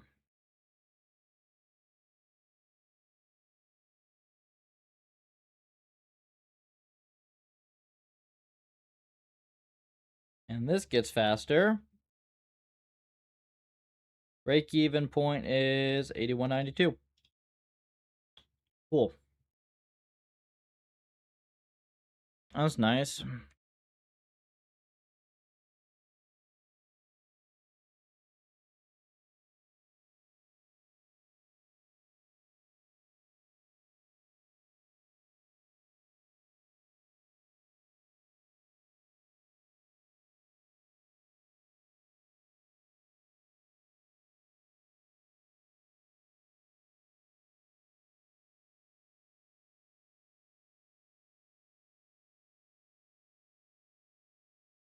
Thank you.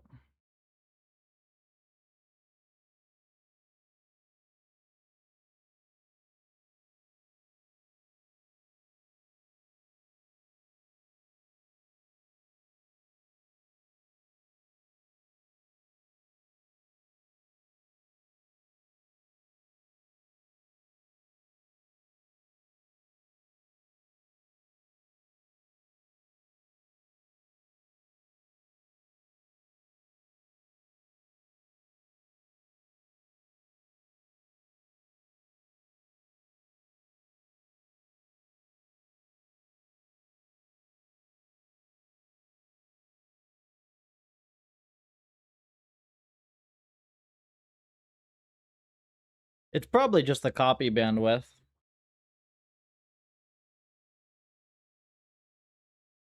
How do we test that? Do we just null the copy?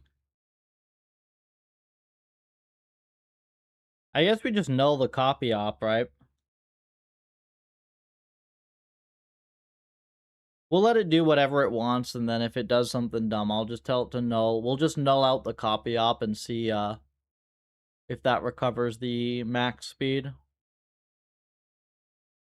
For reference, folks, today I'm just trying a couple different perf things I haven't tried in a while, plus adding GPU-M support.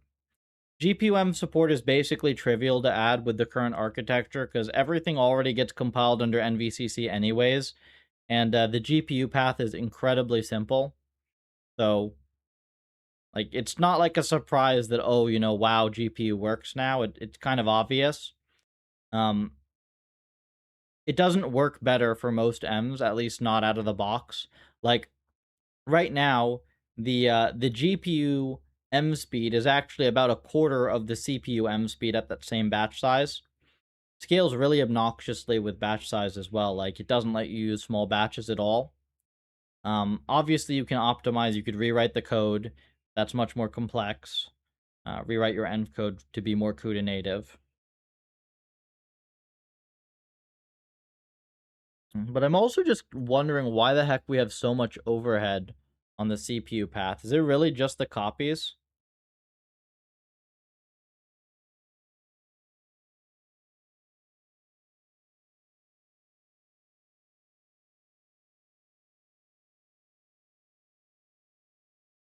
Could be.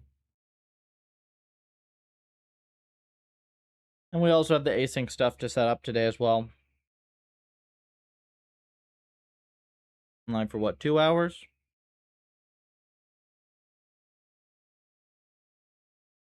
I think we'll iterate on this for a little bit longer. We'll see if we can get a stable GPU patch, and then I'll set up the breakout sweep on the CPU one with the async stuff that we worked on earlier. And we'll just let the async stuff run in the background.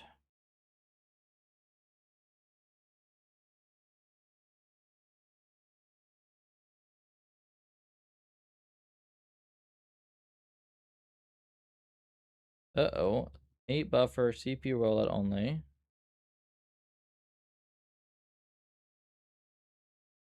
That doesn't make sense. Yeah, it's gonna have to null the copies. That'll be the easiest.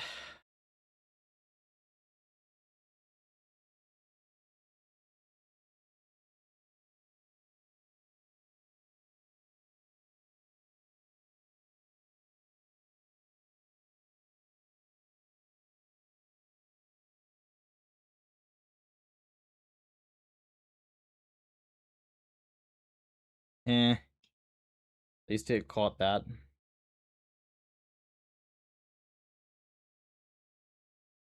Everything to Python. Everything from Python to C, not to Python. And yes, it includes pufferl.py. Everything. Not a single damn line of Python. Look. This is the entirety of Puffer 5C. That's it. 8 files.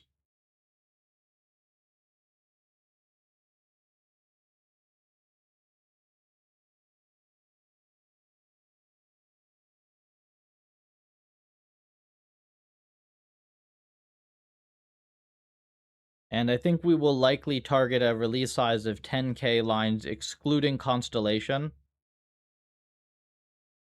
So, like 11.6K with Constellation. I'm gonna try to, like, cut it down quite a bit,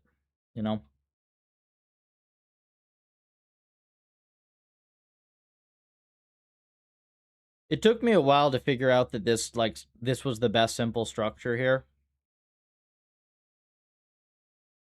I mean, you're just gonna have all of RL. Like, this is all the infrastructure you need for RL, and it's just this. This has all, like, the algorithmic tidbits. Like, all of our major algorithmic innovations live in here. Obviously, they're kernels for stuff, so it's still a bit more verbose than you'd expect, but reasonably short. Here's our visualizer. This is our config loader.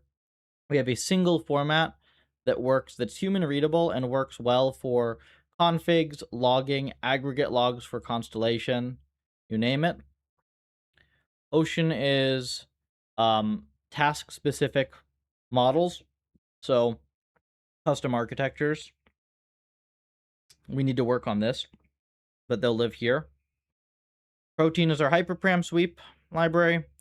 Puffer CPU, this is a end-to-end CPU implementation of Puffer eval mode. So you can load policies trained on GPU and eval them purely on CPU.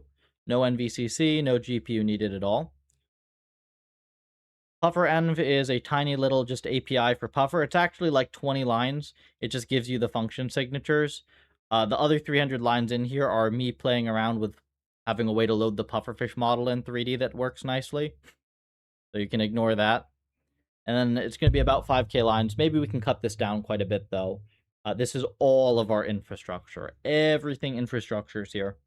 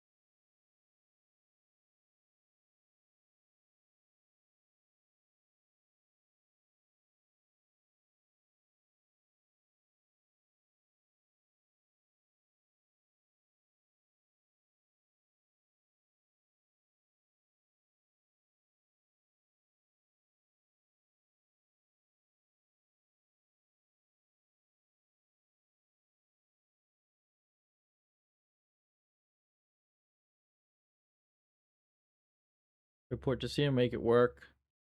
So Arch, the only reason I haven't merged that thing yet is because that also, the headless upgrade, it also upgrades the whole Raylib dep, right? You upgrade our Raylib, which we need to do, but presumably there are like breaking things on a lot of M's potentially with that. So yes, I think that we could target that to 5C quite nicely. I would kind of like it if we could go grab.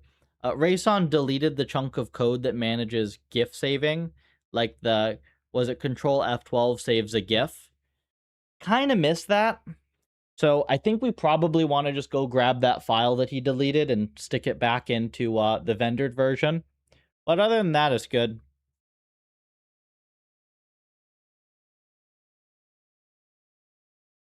Yeah, I use that feature a lot. I tried to tell him, but me.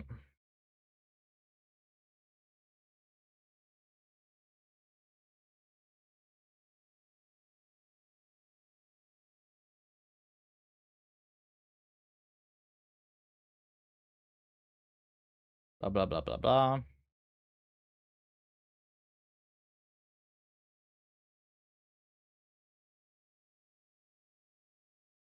What even is this game? Is Halo or something? No, what even is this? Oh, this is a Star Wars game, isn't it? Wait, am I dumb? Oh, this is Battlefield 1. Alright, I'm dumb.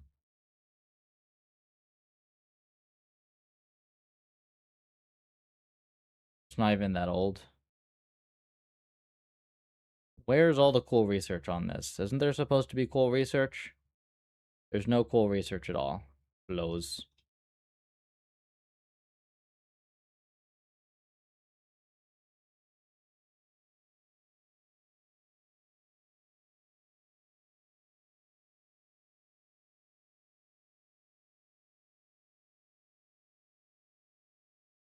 Yep.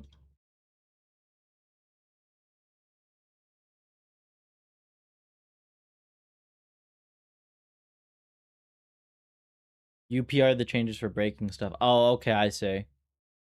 Cool. Yeah, Arch, the main thing was I didn't want to merge something that big onto the current public release. Because 4.0 is like the one that people are pointed to without having to like go through and manually check all the ends with something that big. I'm more than happy to take it onto 5C though. That's actually been a pretty requested thing as well to support headless render.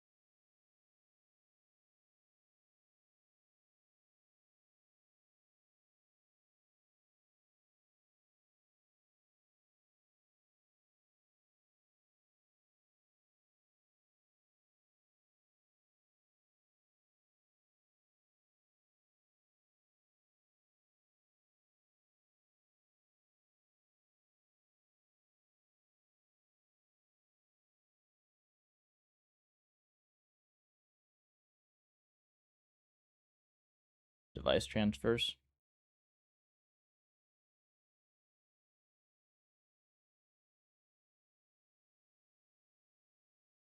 I wonder if we can we get more by putting them in the same buffer?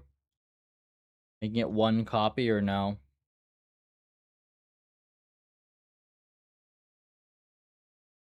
It'd be kind of annoying if it is that way, but we'll do it if we have to.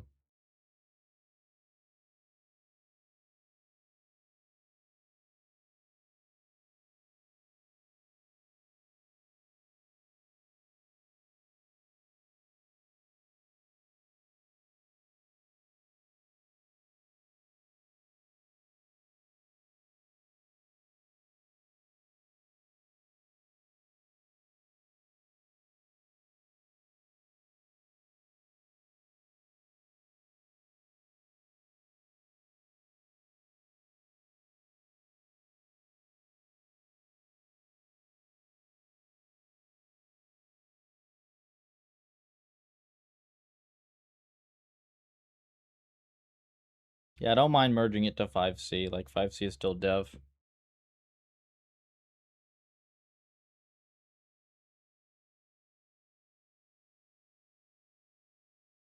Okay, transfer dominate completely.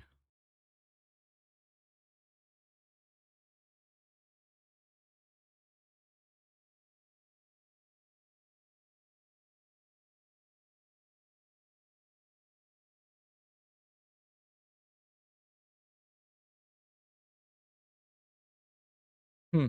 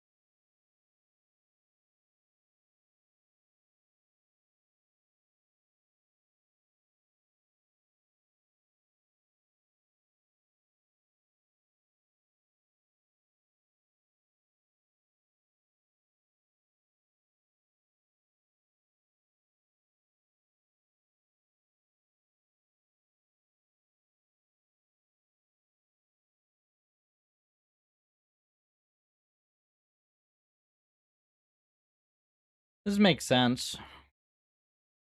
We should be able to get this shit faster though, shouldn't we? So let me see if there's some weirdness going on with our transfer path. See if it's bandwidth or there's some weird latency thing going on.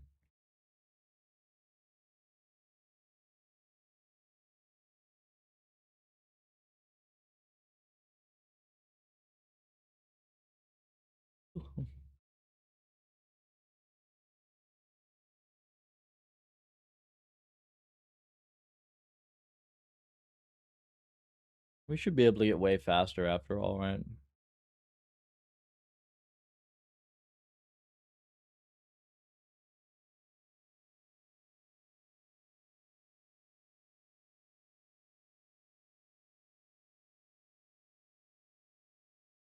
You're in the wrong place for resume reviews. I'm generally not the person that you want to ask for, like, traditional career advice. I can tell you how to learn things, but I can't tell you how to do, your typical job search and stuff.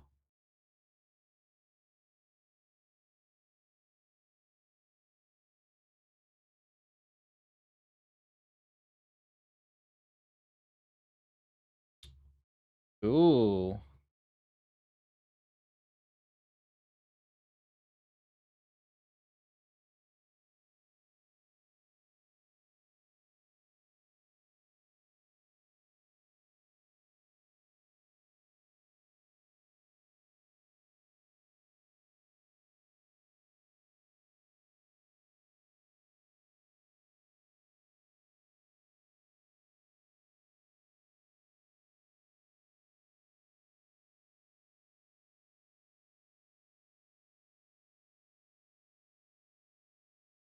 Maybe we didn't. Maybe are the transfers outside of the graph right now? Transfers might be outside of the graph. That would do it, actually, wouldn't it? That was dumb. Hey, Glitzy.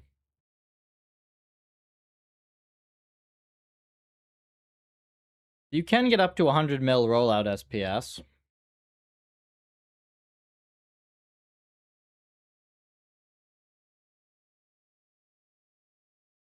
Ah, okay, yep. This was... See, this is why you don't separate compile units.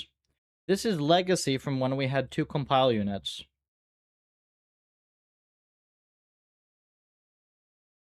Mm-hmm.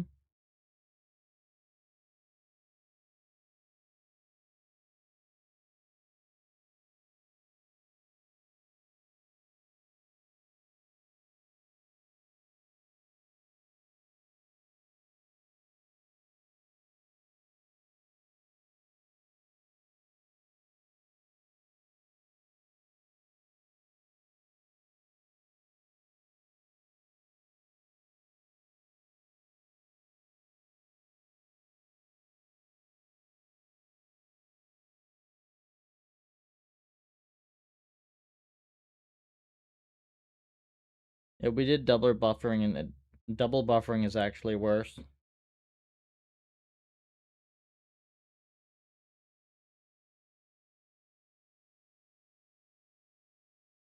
What's the goal from this? I'm new. Hello, welcome. I'm Joseph. I stream reinforcement learning research. I am the lead developer of Pufferlib, which is the highest performance reinforcement learning library. So we do engineering of infrastructure, hypersim, algorithm research, and the like. It's all open source. It's all on puffer.ai. Or the Puffer on GitHub if you'd want to help me out for free. And yeah, so a lot of the people you'll see in chat are contributors or people that are like trying to get into RL. I review all sorts of contributions on stream. And it's generally just like a see cutting edge RL research done live type of a thing. What was I doing? Right, we were looking at the vectorization. Oops. And back step. Okay, so did I... No, see, we enqueue all of them async. This is wrong.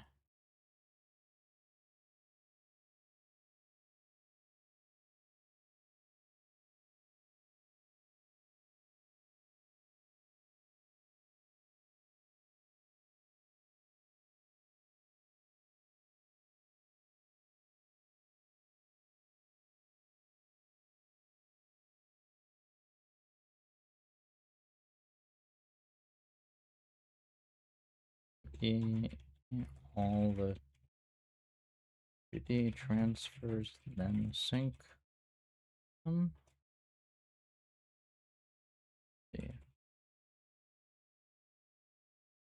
I think it's probably just the kernel launches.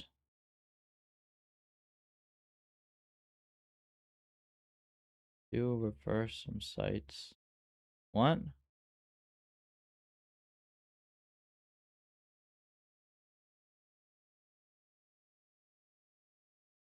Uh...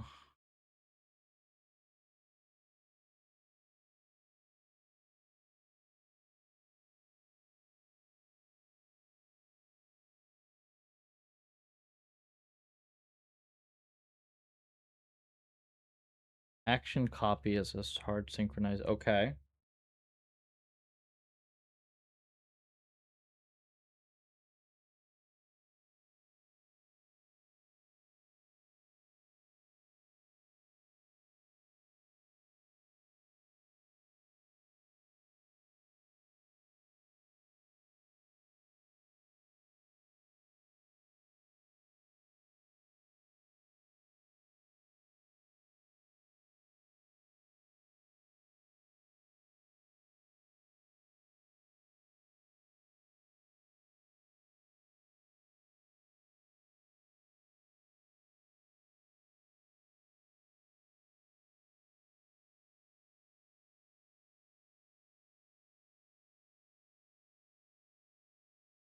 We just got to play around a little bit here until we figure out exactly where the overhead is coming from and if there's anything we can do to optimize.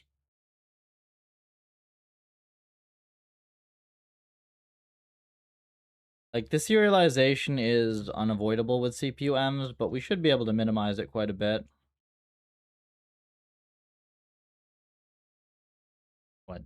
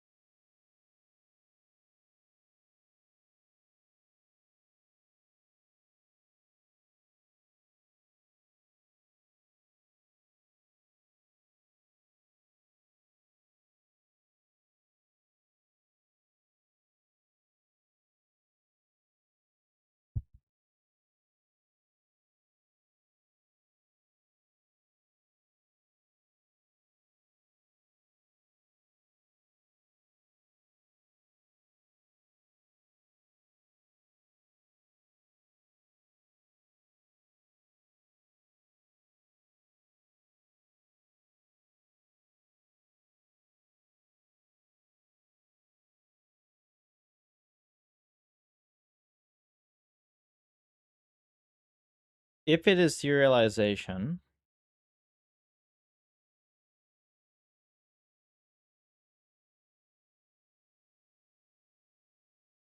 I mean, if it's serialization, you're screwed. In a sense, right? I mean, you're not screwed. You can still run 20 mil SPS, but that's what the bottleneck is. Oh, and then actually, that's why FBR got, that's why he got different results with his GPU. Like, his lower end GPU. It's probably that is the main difference. That's probably the main bottleneck, is you end up spending more time on the serialization for lower end GPUs. More than the compute units. That makes sense.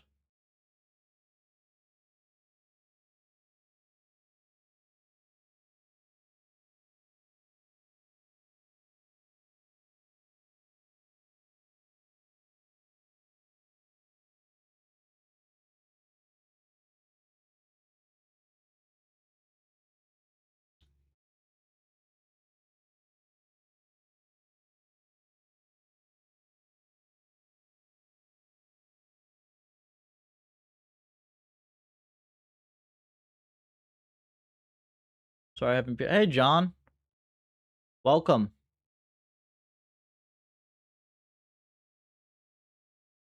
This is the Fight Caves, John, right?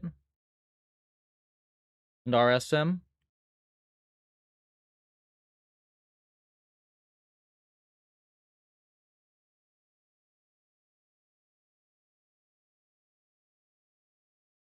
SMD doesn't help this different serialization.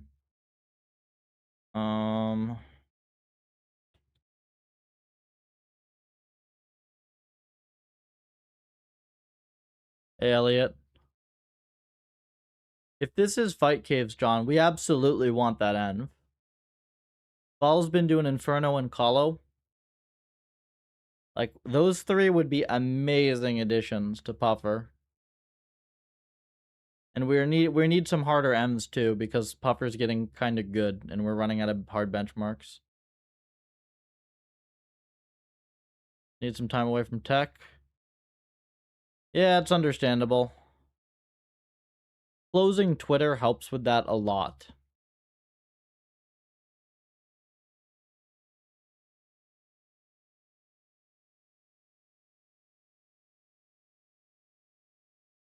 There's too much LLM bullshitting. It distracts from, like, real tech.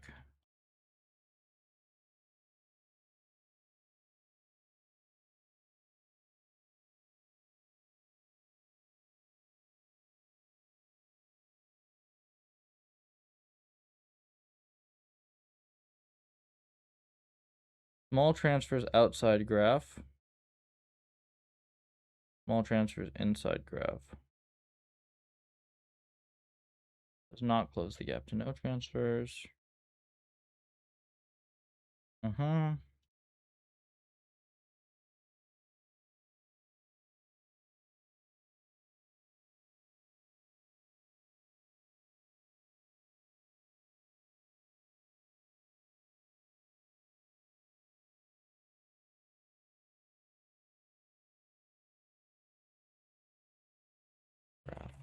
Oh.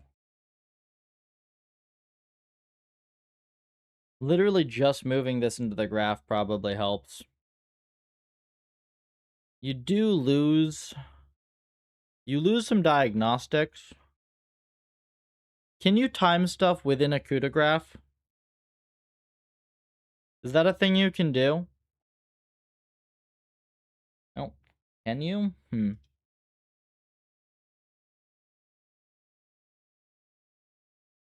Oh yeah, Elliot, CraftX is getting used as well, so thank you for that.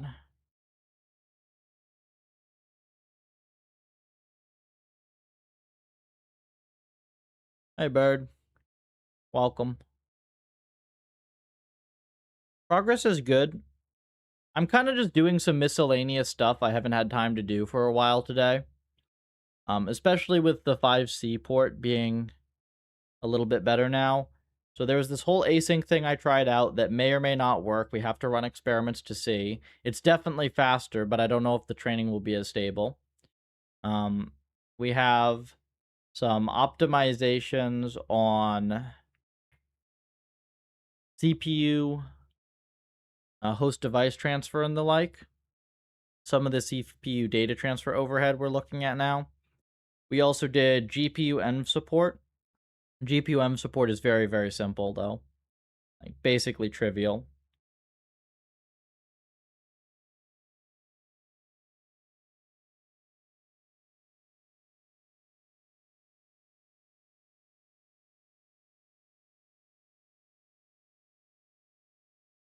Still have some ablations to run here.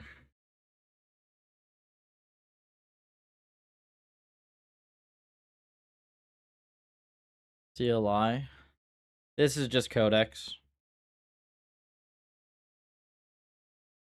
I'm basically just running some throwaway experiments to figure some things out at the moment. Like, the code has changed a lot with 5C. A lot of the core things are the same, but essentially, there are optimizations I can make now that I was not able to make before. 5.5. I don't know, I just Googled earlier, and it looks like 5.6 is just burning tokens like crazy, so I left it on 5.5.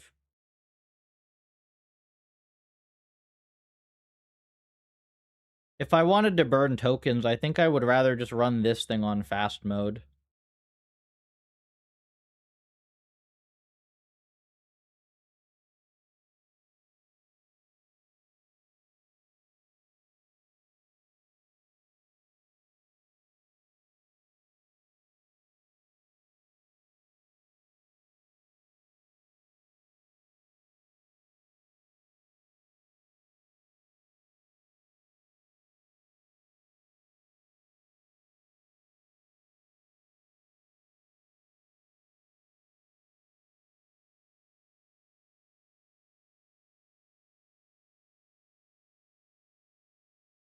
Messages not sending through to the chat. X sometimes filters. I don't know why shit gets filtered, honestly, but it does. Did not help. It slightly regresses. Really? Do I believe that? 18.6.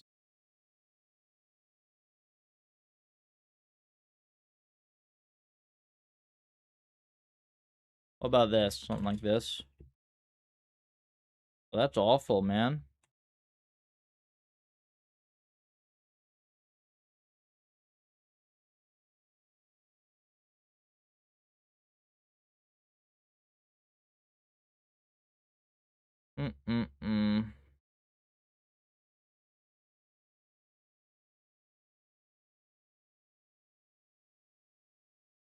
Discord and Puffer Gen. In my own repo before I get in Puffer, seeing CUDA. I'm all the way.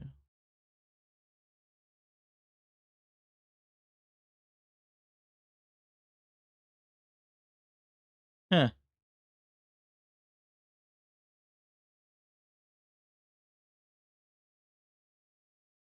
How fast is it?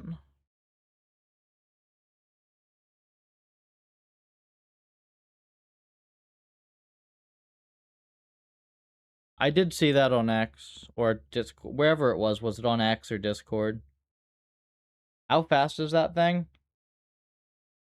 I guess with and without rendering. Yeah, Finn beats me to it here.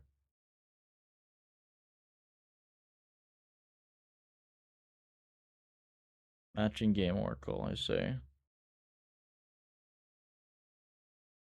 Oh yeah, one thing, I don't know, probably less relevant for Minecraft, but one thing from your last one on craft decks, apparently, so the parity passes, but apparently the where you're losing all of your speed is on their RNG. Like Jax's RNG kind of just sucks.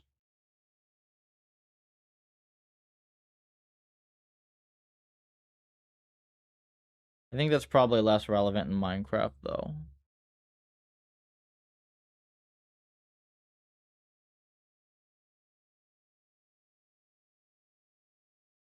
I mean, I would believe that you could get Minecraft, what, to like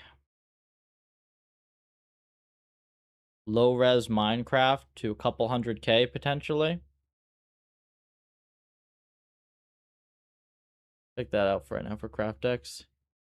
Yeah, we have somebody who's working on craft decks as well. And Finn is doing NetHack at the moment.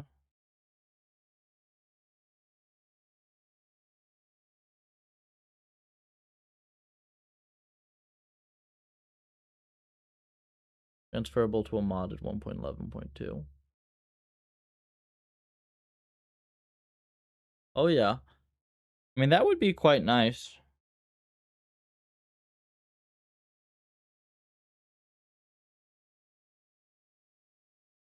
If I'm trying to think if that's just an end we could crush with if it were fast enough. Maybe. That's like a very knowledge heavy game that's like you kind of just have to learn to dig down.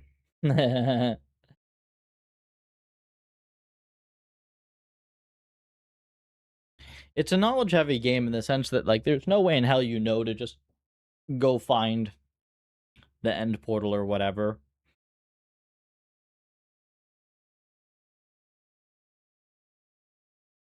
So I think one thing that we could probably do with a Minecraft M fast is we could probably use it for like the task conditional RL setup. So like the bigger crafter setup where that's like achievements for stuff. That you could probably do pretty nicely. I mean, there are a lot of things you could do with it.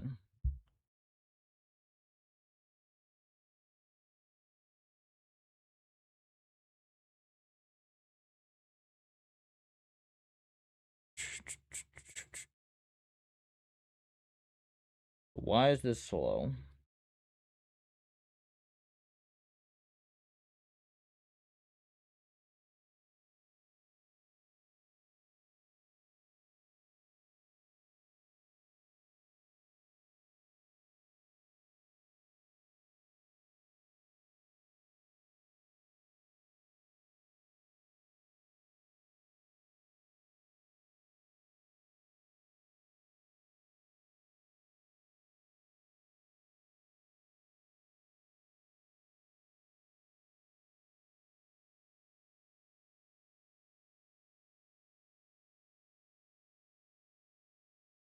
Why is this slow? It's 15 plus mil FPS. Yeah, yeah.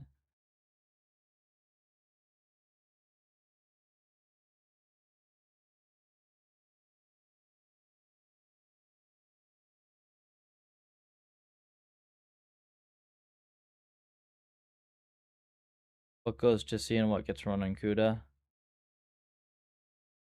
Mm-hmm.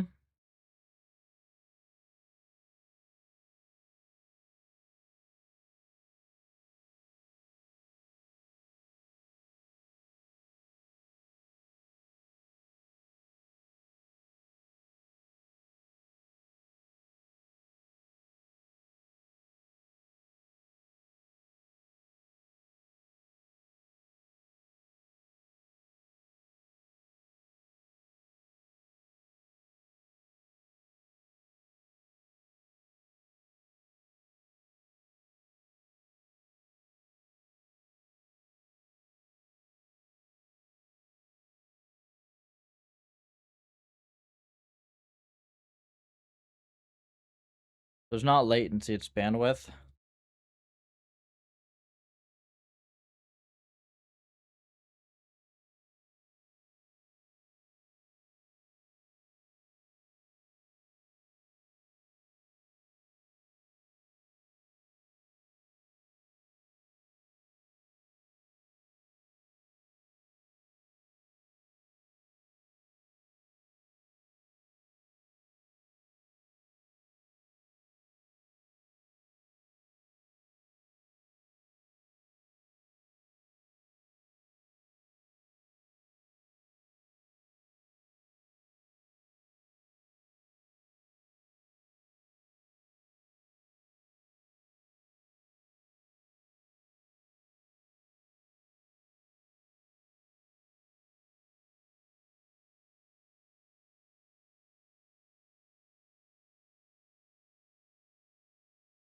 I just want to see if this is like real or this is like eng fail, right?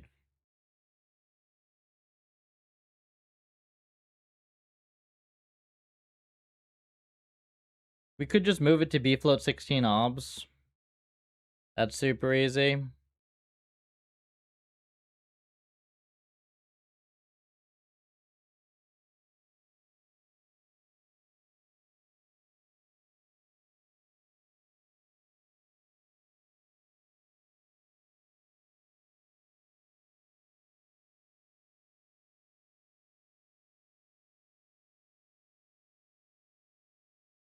Mute all imbeciles. Cleans up the timeline.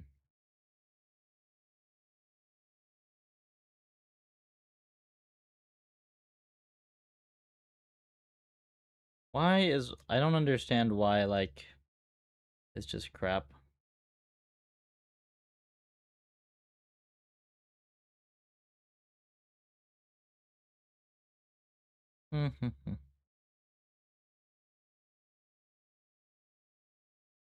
Right, this is...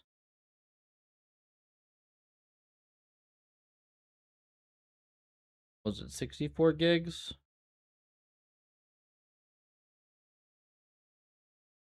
I think we ran this calc before.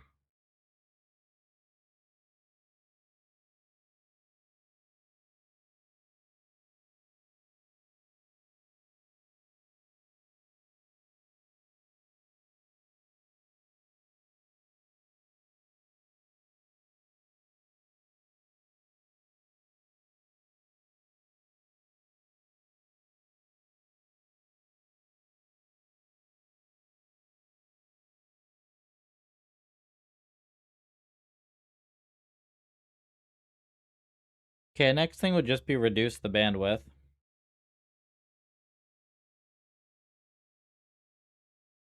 Bandwidth for CPU-M's big issue.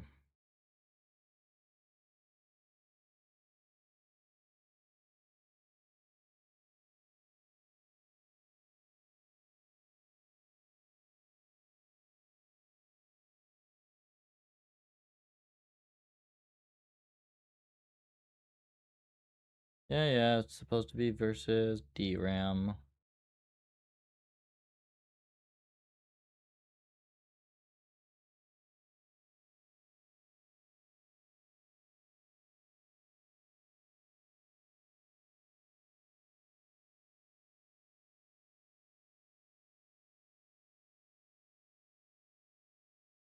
I do remember we weren't able to get these speeds, even in a clean test.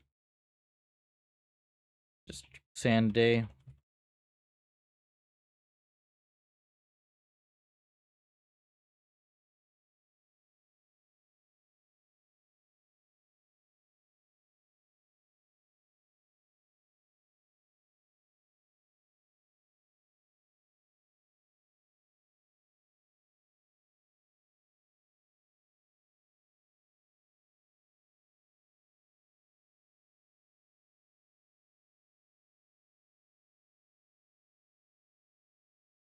Any other optimization we can make with that?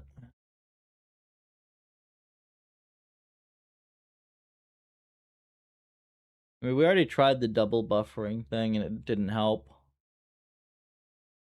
The N buffers was better.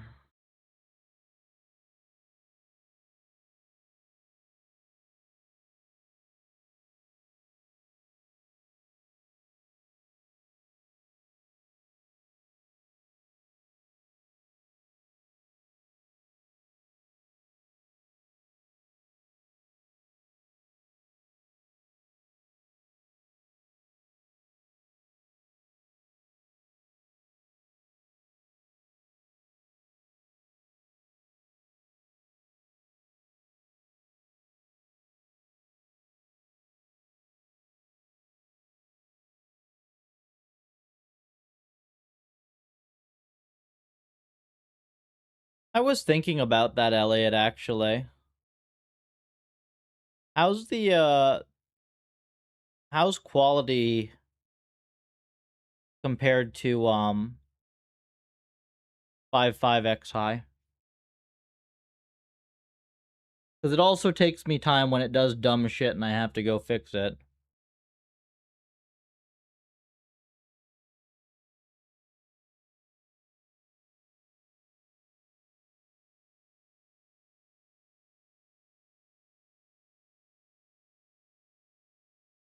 How long would it take you to get to your current level of proficiency? The problem with starting again from scratch is you have no idea, like, you don't know who to listen to and you don't know what information is good. So, like, you kind of can't. There's not like a reasonable if you were starting again at, like, from scratch, but with what you know now, because that's the delta, right? It's not like asking, like, oh, how long would it get you to, like, how long would it take you to be able to run a marathon now, if you were to start from scratch with your current training knowledge. It's different.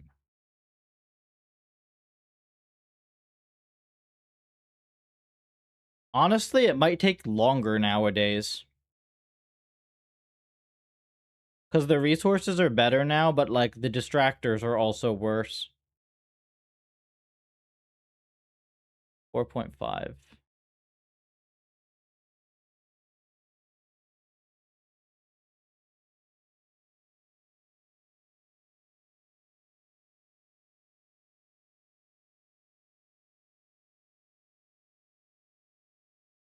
Is Grok significantly faster? Also, do I have access to that via my X sub, or is it API only? I'd give that a try.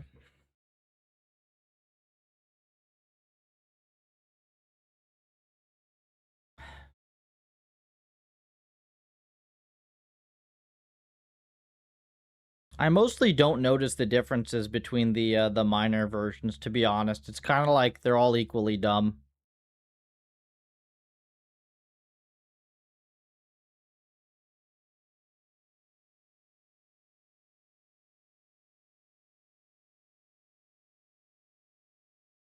Try logging in. Yeah, let me finish the current thought that I have, and then we'll try it. Hang on.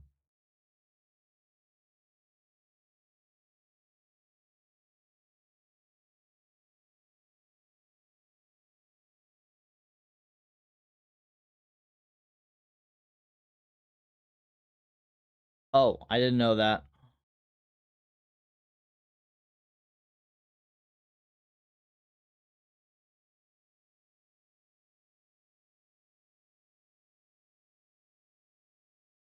CPU obs directly into the rollout row. Can you do that?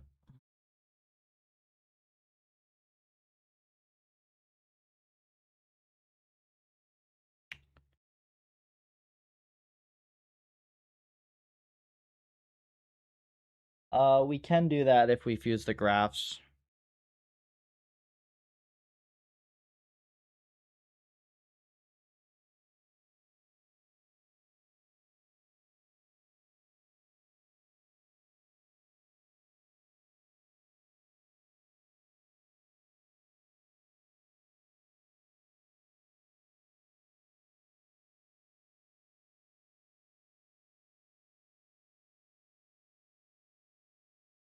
One Newman node.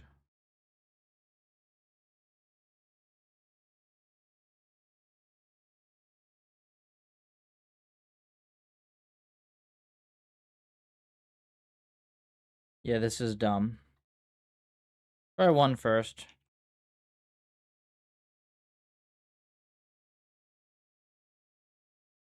Comes up with a lot of stuff, but a lot of the stuff it comes up with is completely stupid. Let me find the thing. Not 10 agents at once. What do you mean not 10? I only need one. Undergrad through PhD. If you're to speedrun and learn only the essentials. No, but the thing is, the PhD is not a work requirement, okay? A PhD is a time requirement. Like, obviously, there's a minimum amount of work you can complete, but you don't just, like, get your 3 or 5 papers published and then graduate in 2 years.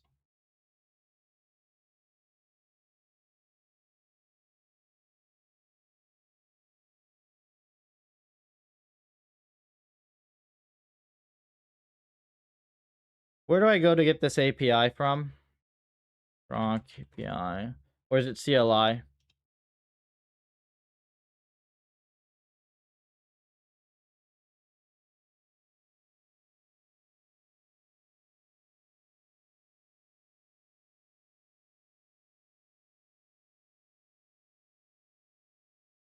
Rock build.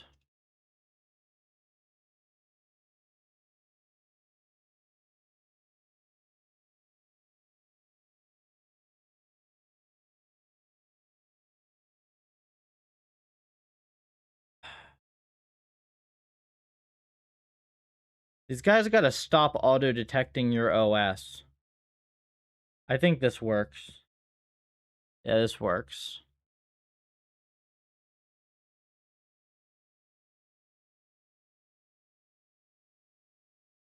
Actually, here, we'll do it.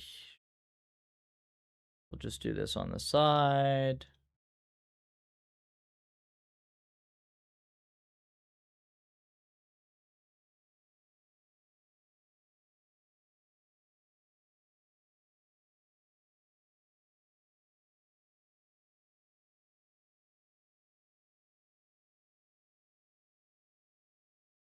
Apparently it's faster, Zam.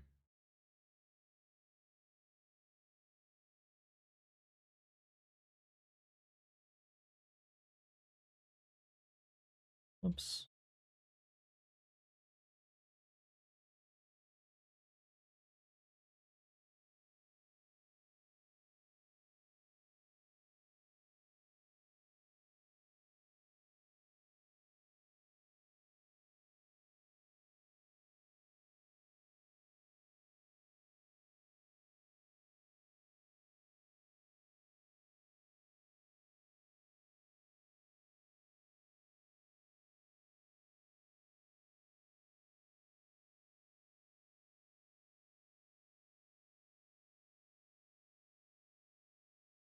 Okay.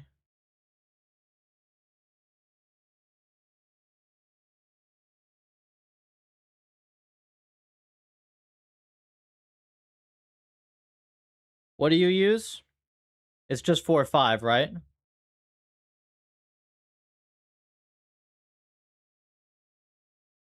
But Zam, like, from my perspective, all the models are stupid anyways. So, it only really matters to me if one is, like, noticeably more stupid than the others. Alright. How's this thing do on usage, by the way? Do you hit quotas on this thing?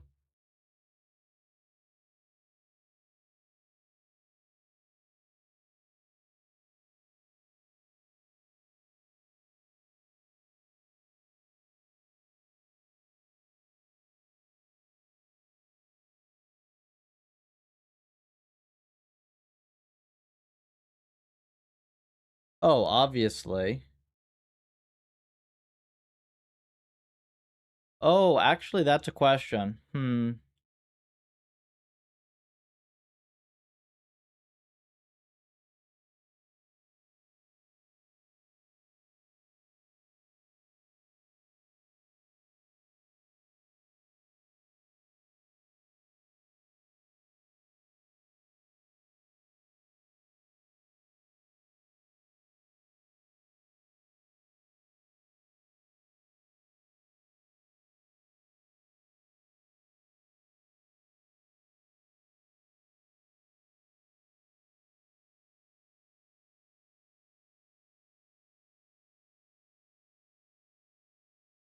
As soon as I get this to, like, a natural stopping point, I'll try the other one.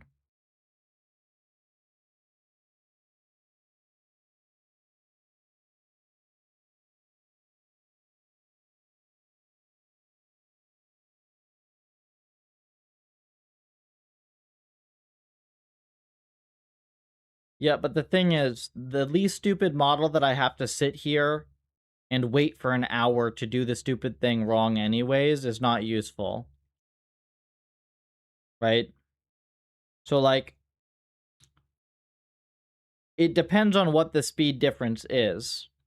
If something returns back in 30 seconds instead of 4 minutes, like, I know what I'm doing. Like, I don't need this thing to come up with a ton of useful stuff.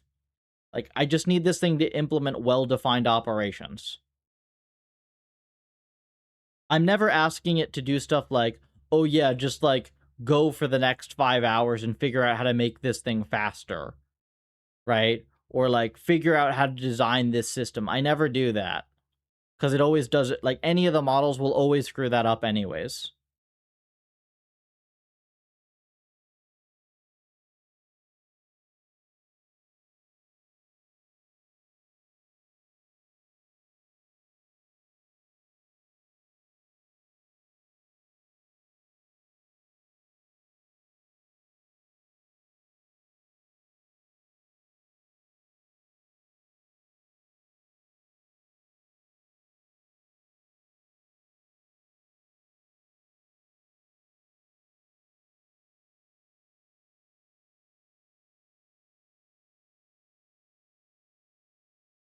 How about a random writes into pinned mem?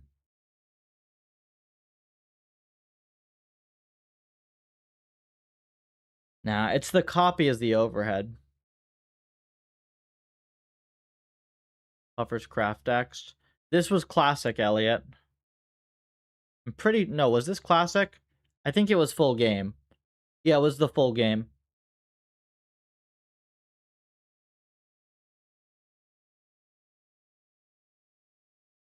Yeah, there is a trade-off, but like the trade-off in my mind is never one minor version of any of these models. Like in my mind, these labs, the labs just hop like leapfrog each other every other month anyways.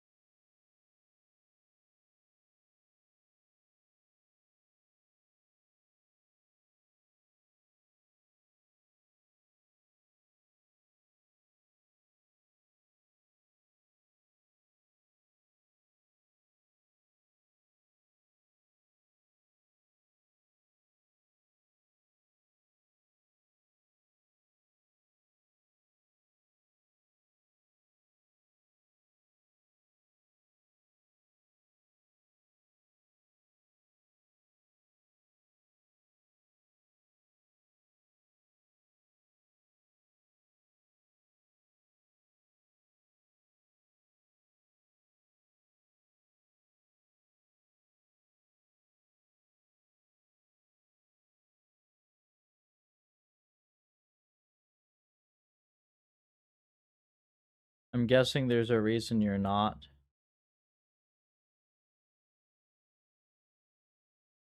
A reason I'm not what?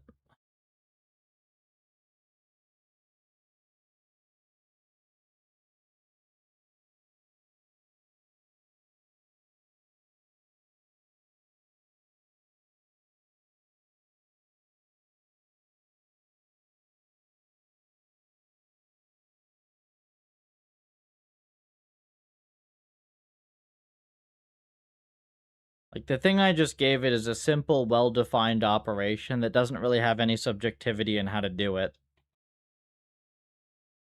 Not seeing some of my messages? Yeah, X just does that sometimes. Elliot. Full doesn't use Jack's R&D. Full craft X. 3-Fi.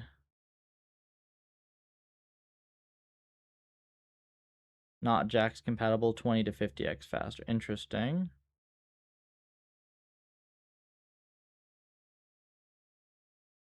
Why does it have that fancy RNG in the first place? Why is this not just Randar?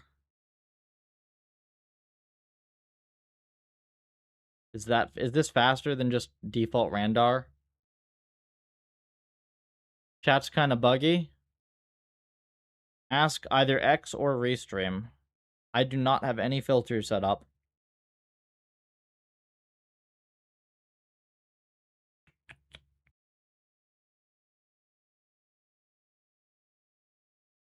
I think Twitch generally drops the fewest messages.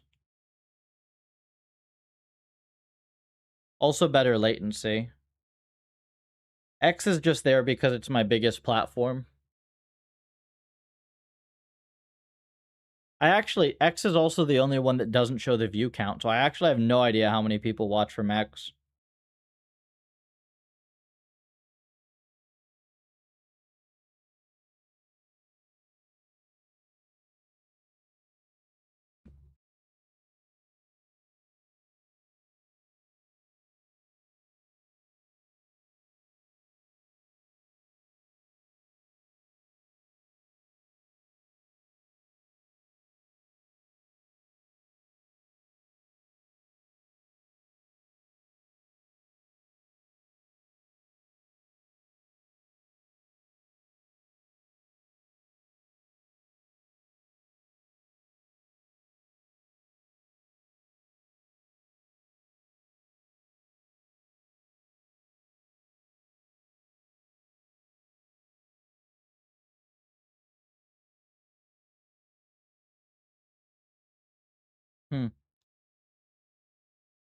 So the conversions are slow.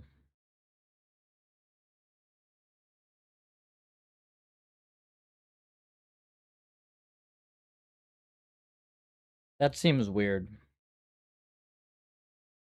Lurker here from X, welcome. Start the puffer on GitHub if you haven't already. Now that I caught you. Start that puffer. It's free and it helps out a lot.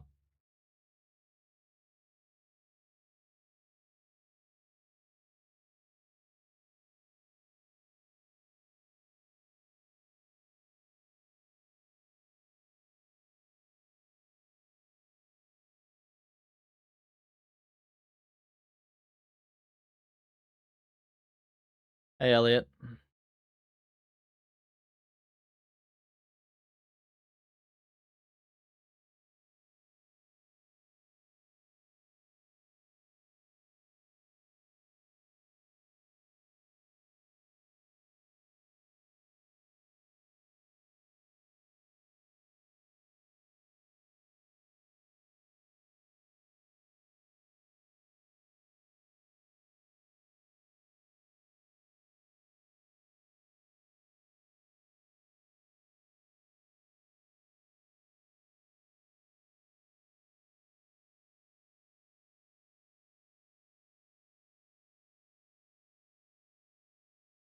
Fact.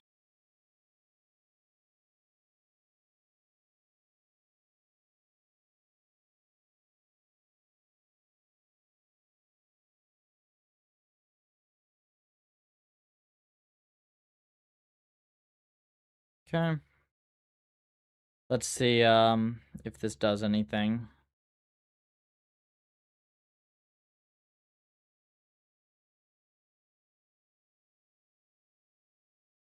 We'll see if BF16 gets us anything. It kind of should.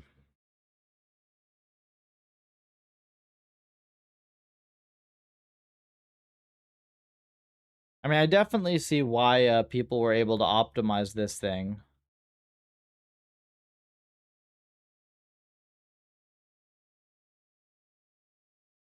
One buffer, full train. One buffer, 8 threads. There's your 18 mil. What about 4? 20 mil.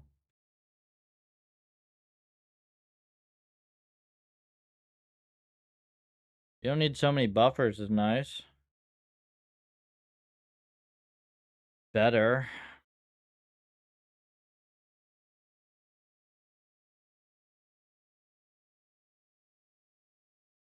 Per scalar ob stores. CPU writes.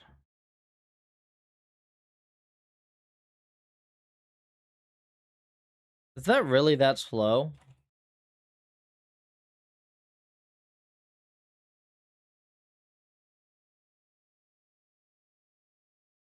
Oh.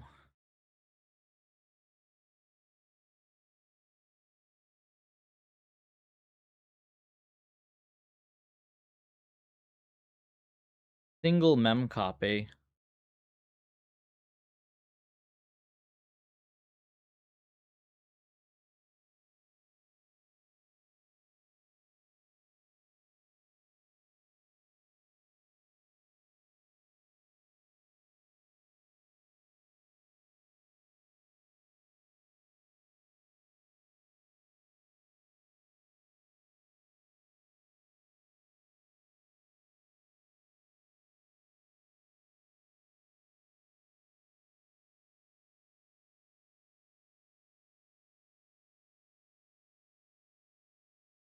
Single mem copy.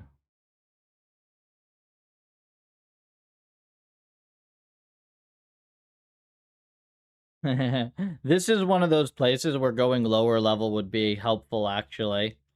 This is where you'd like want to look at the generated code.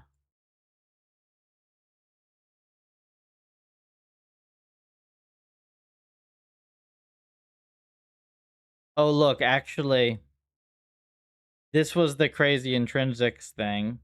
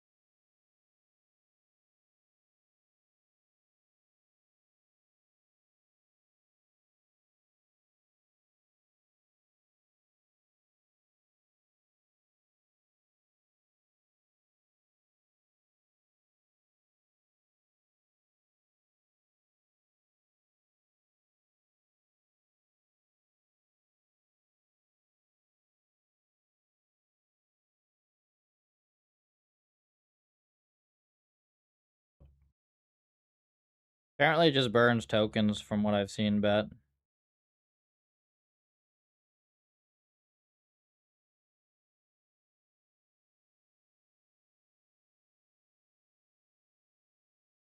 At least turn on fast mode. We can do that.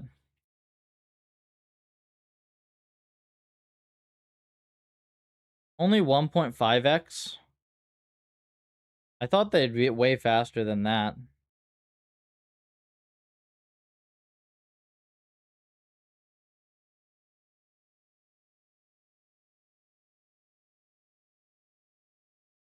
We'll try this. Is Elliot, is 4.5 faster than codex on fast? Yes? Okay, then we're gonna definitely try that. I'm in the middle of a task though, right? So like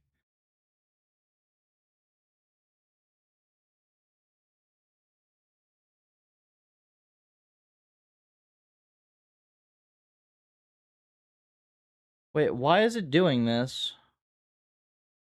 CUDA exposes. Oh, is that a CPU op? Post conversion helper. That would work.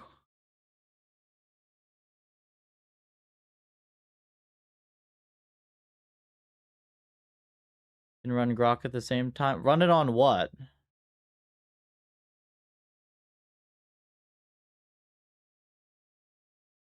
Yeah, but like run it on what? I'm in the middle of a task. Yeah, but like do what with it, man?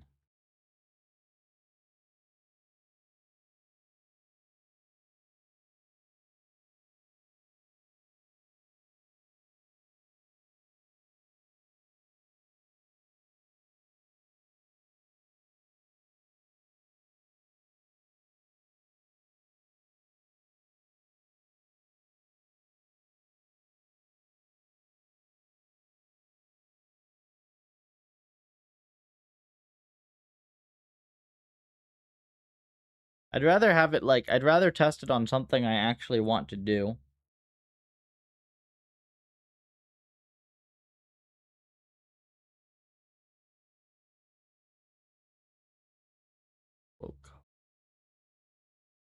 Let's see if this gives us anything meaningful. And also see what this is doing to our nice code. What the fuck is this, man?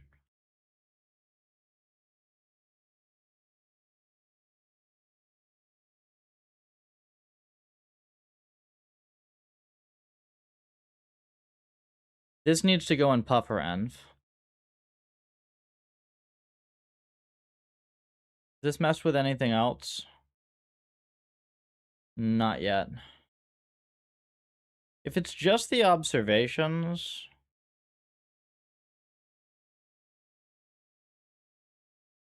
Yeah, if it's just the observations, that's fine.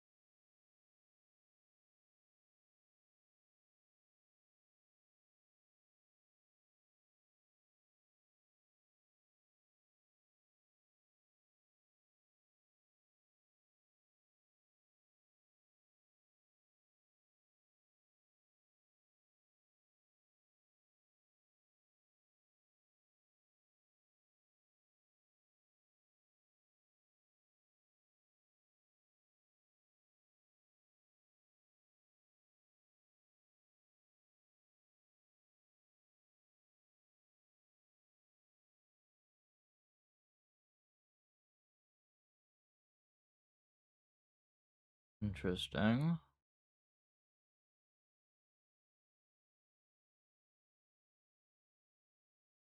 The conversion's slow. Things down a lot.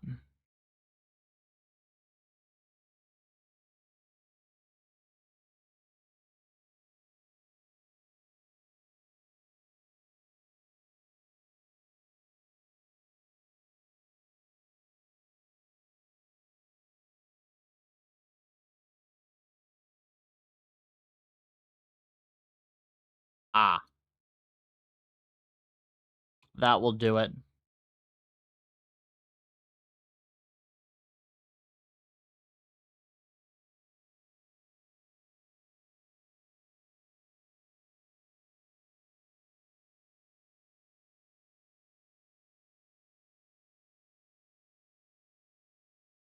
That does get a little bit obnoxious, doesn't it?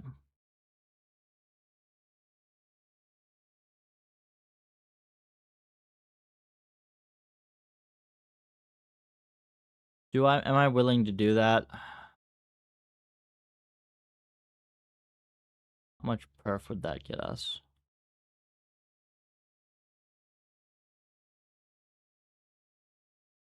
Try that. We'll try it. Rand R is... I didn't even know Rand R is faster.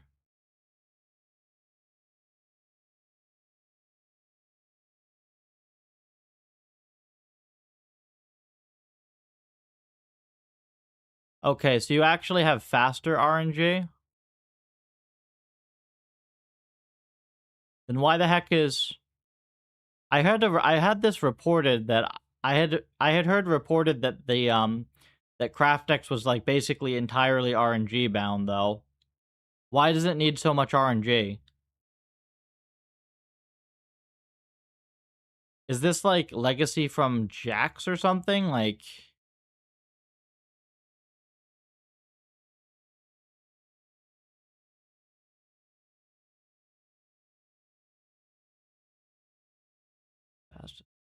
yeah, but like why does it what is the thing that is consuming so much RNG that RNG is the bottleneck? Like are you not just caching 8K maps or 16K maps per generation? I can't think of anything in that game that should make RNG the bottleneck. Because we don't need to RNG it. Why do we need to RNG everything in CraftX? I mean, over RNG. No. I think this is held out for from Jax or something. Either that or not caching maps. Like, that seems ridiculous to me.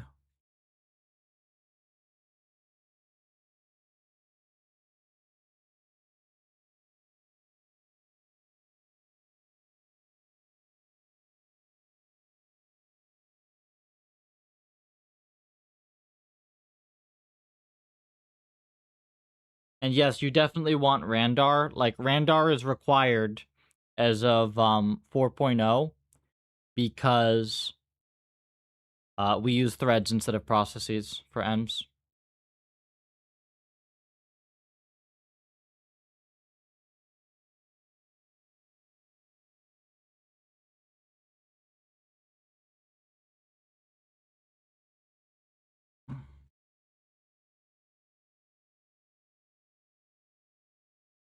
By 1.7.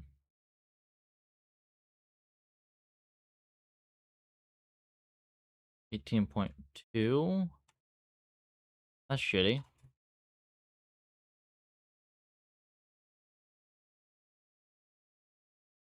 Oops.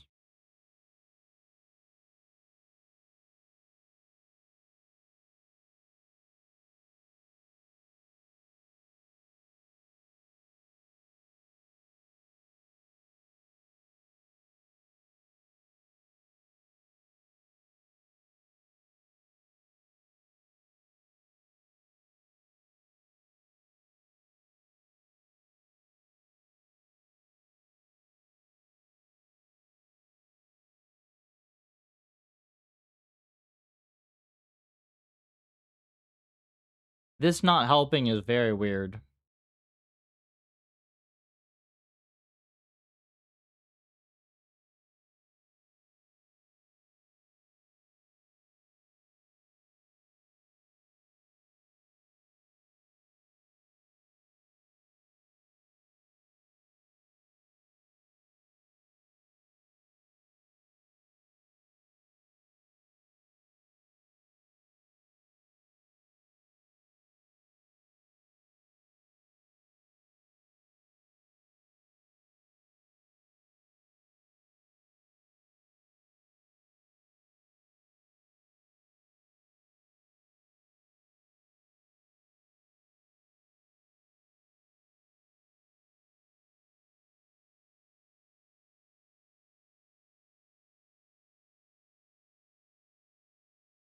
Upper implementation.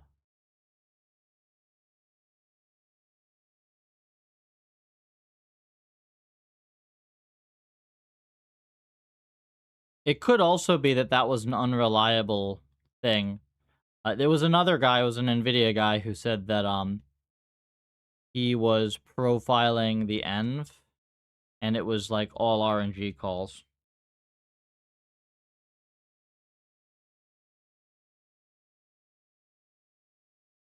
Yeah, Bryce.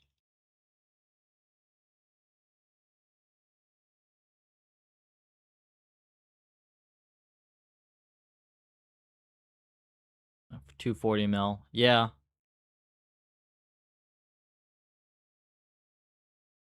The thing is, like if that's on the original crafter, like we basically just insta solve crafter. It's not a hard env. Like, the only reason that Crafter was an supposed to be an interesting or a hard benchmark was because the constraints that were placed on it on the original release were completely fucking dumb. It was like 1 million, it was a 1 million step benchmark, which is just, like, moronic.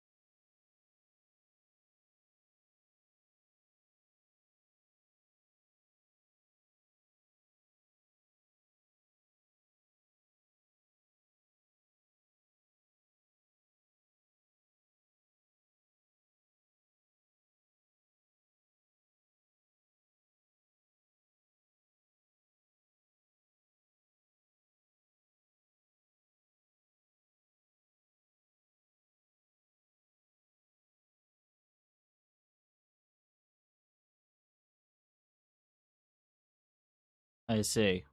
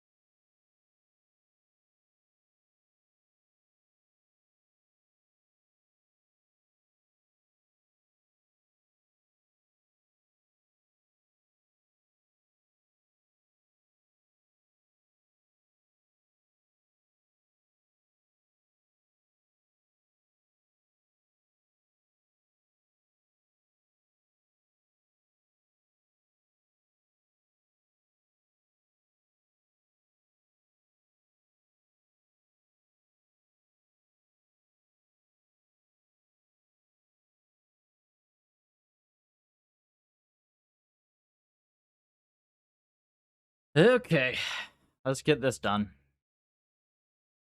If it's not bandwidth, that's actually good, because bandwidth is a pain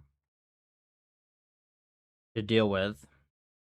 Um, we shouldn't really expect bandwidth to become a problem until a bit higher up as well.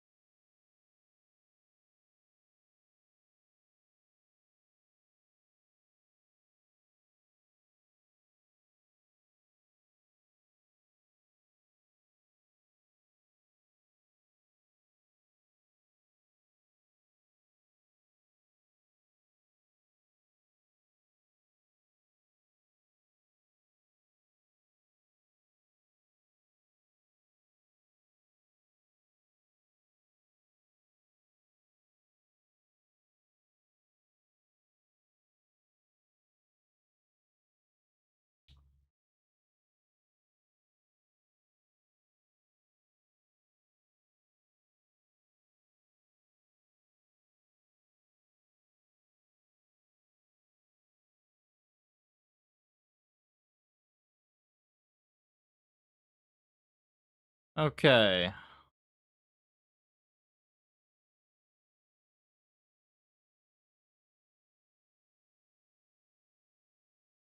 .2 ms to 11 ms.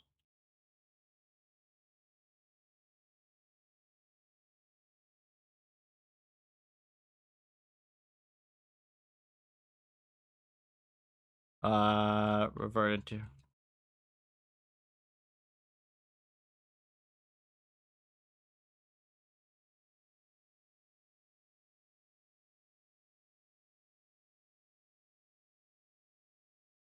Let me see how much there is.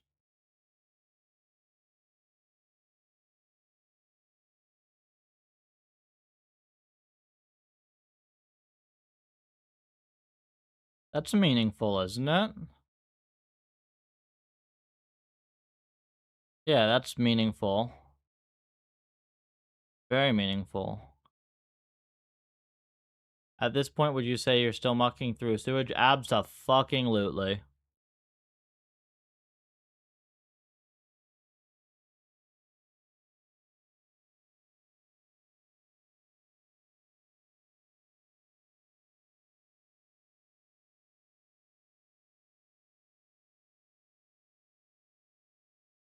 Uh,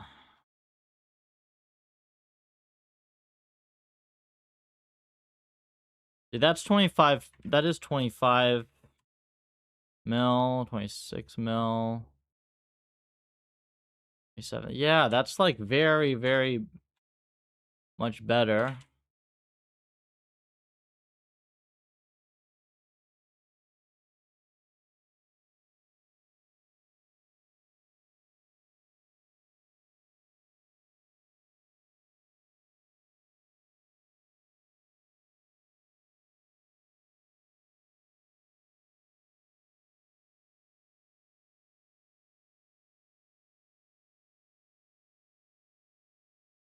We should have been able to get like 3 mil SPS out of this.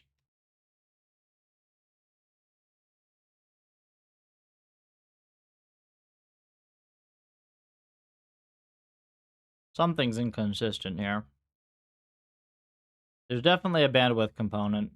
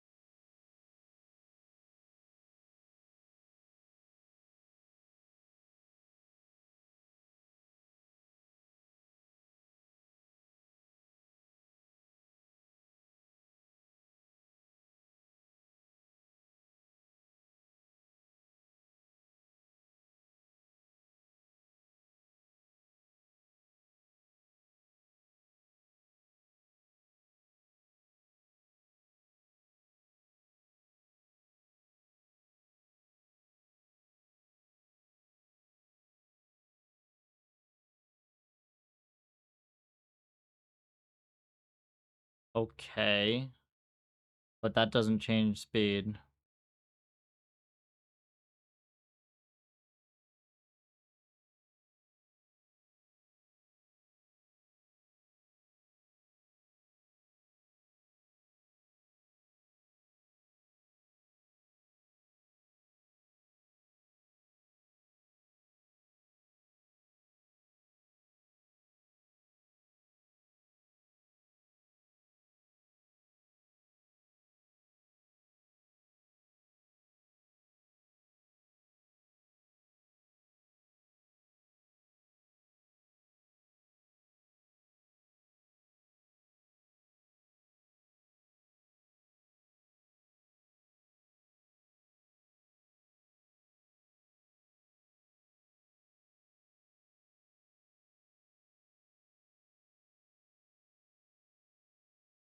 Wonder if that would do it.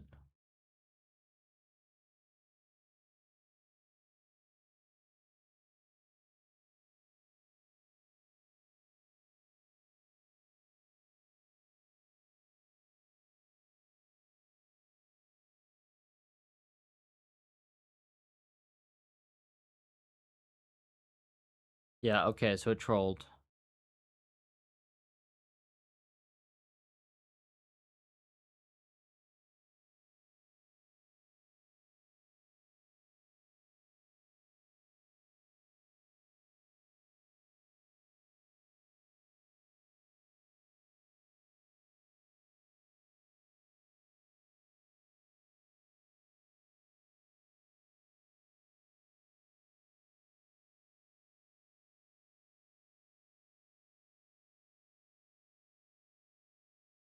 Was it 416? I'll do this for like another 20 minutes, and then we'll just, we'll call it for the day.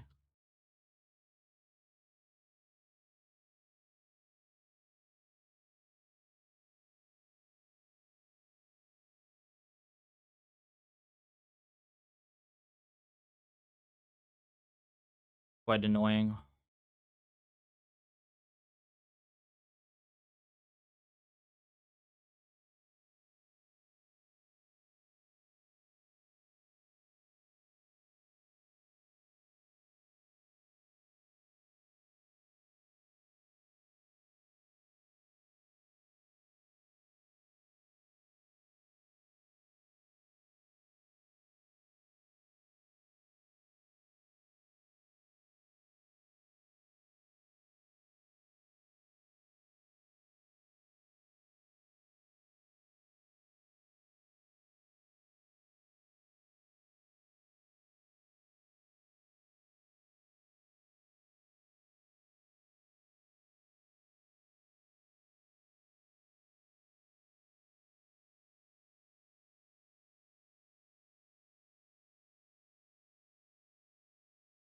$3090 RTX 6000 Blackwell.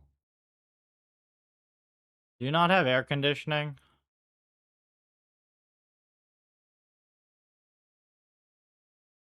No? What's wrong with you, man? Get air conditioning. Dude, what is... Are you nuts?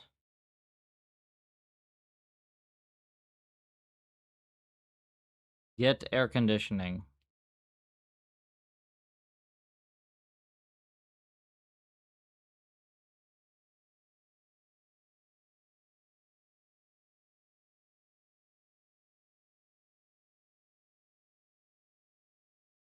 Okay.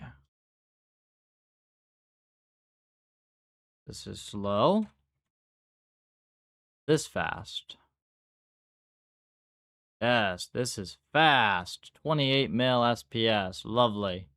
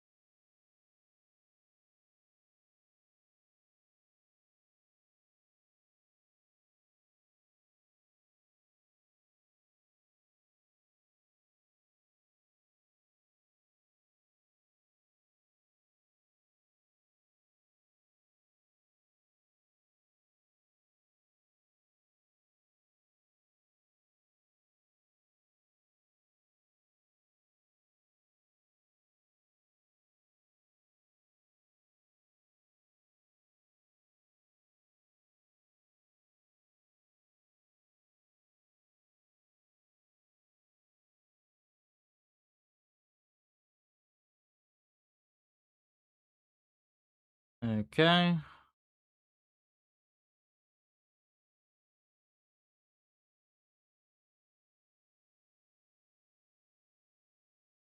5. Pretty decent.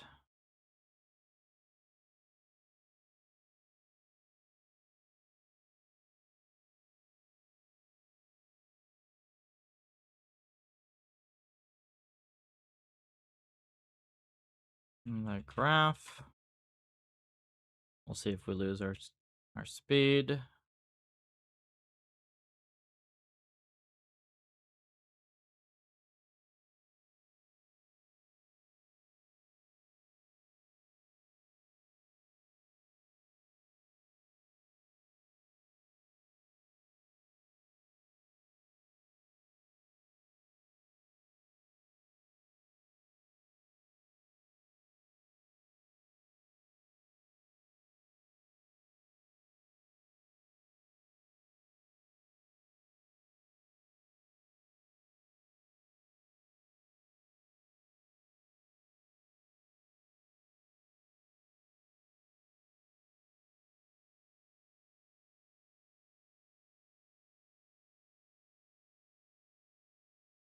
Isn't dangerous. Skipping. What?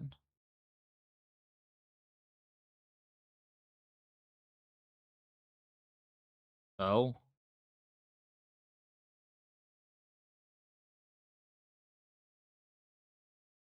Okay, this is about the same speed. So this loses. Interesting. This doesn't make sense.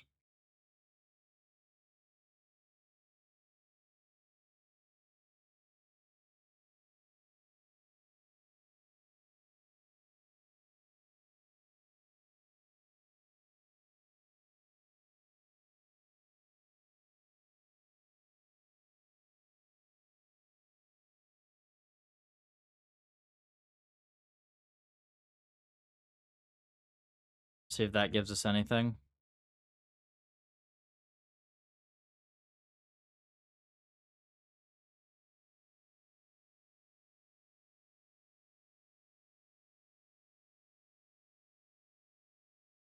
Try the puffer repo. It helps a lot. And it's free.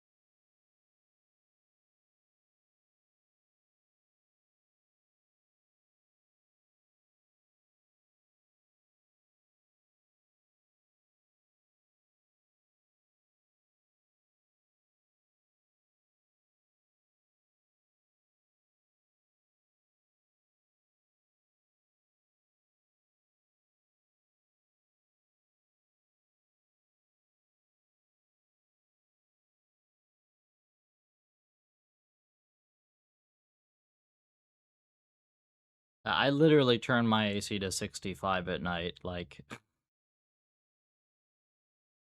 you need AC.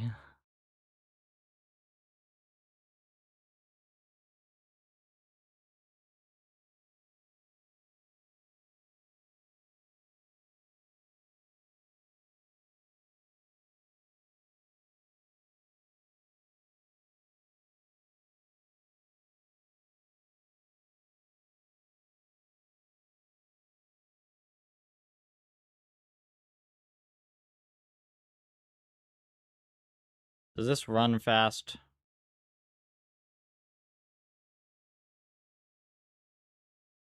basically buys us nothing.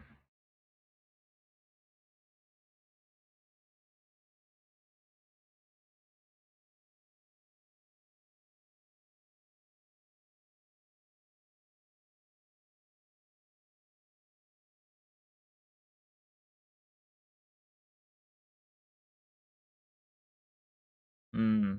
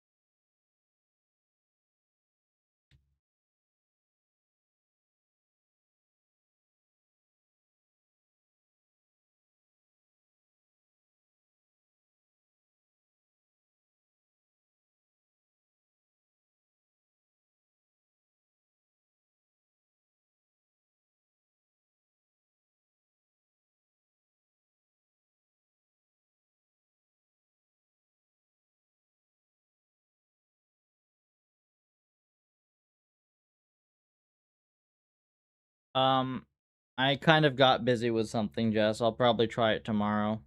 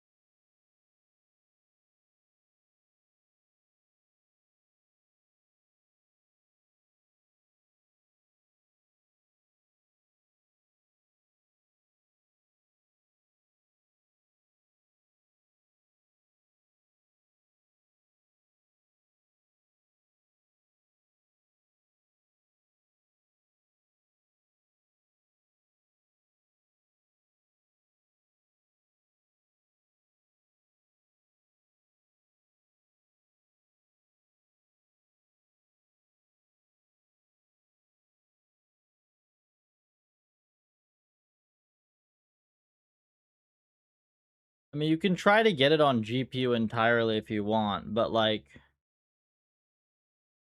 as like it, the main problem with CraftX, honestly, is the ob size. Because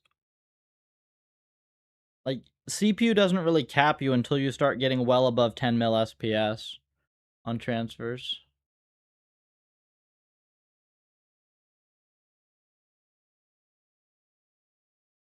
We do many rollouts on GPU.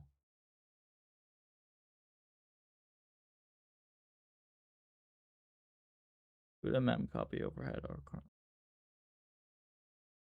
you basically do that with like just the GPU mode only goes back and forth between the rollout and the env calls.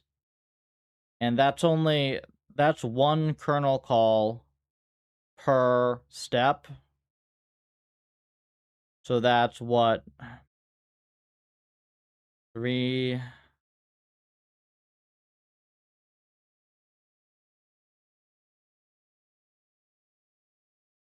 is 180-ish ms or microseconds per entire epoch. That might still be significant, actually, to be fair.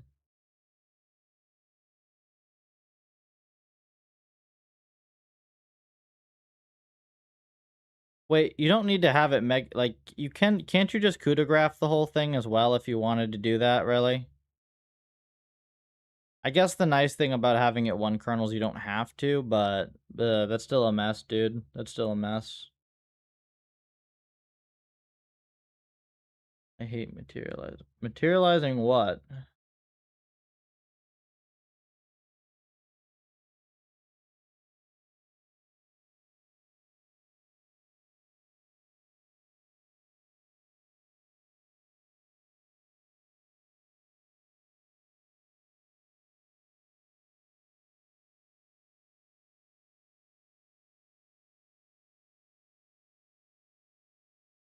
Okay, let's see. Oops, hang on.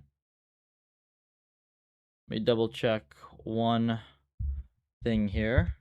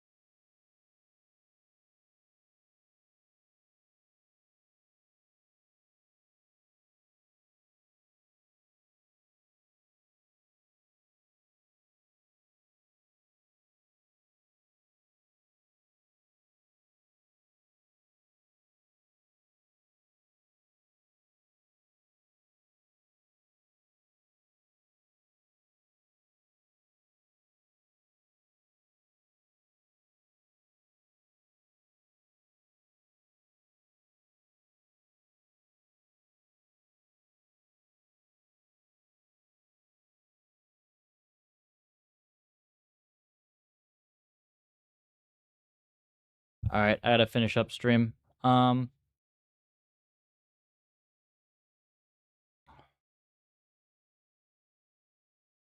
this do anything? No, it doesn't.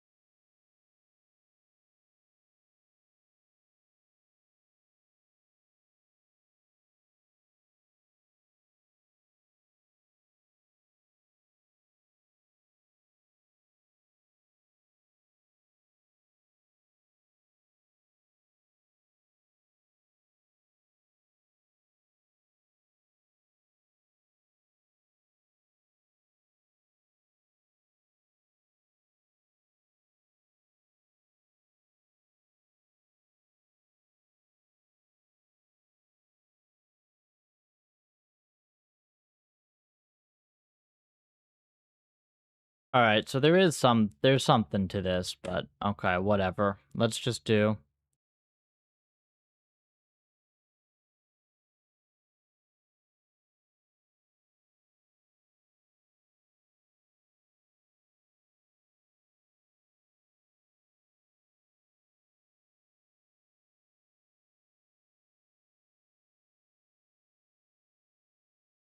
We discovered a couple things.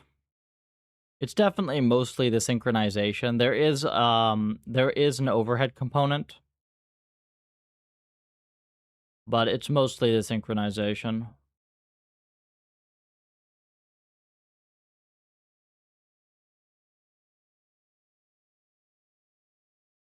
So, we'll figure that out.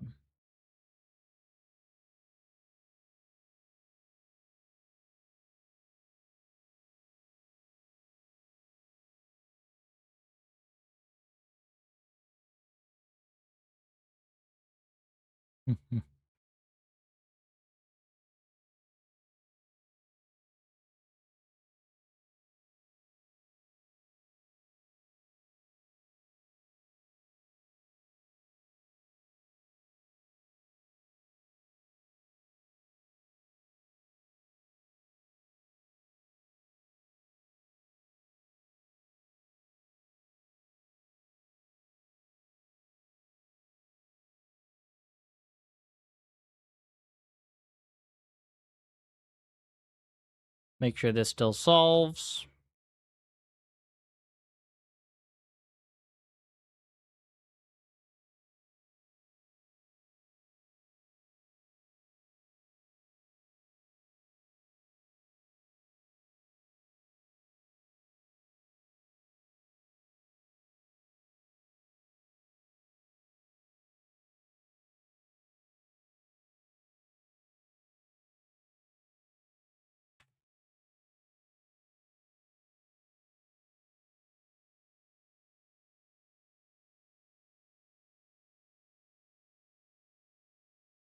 Okay.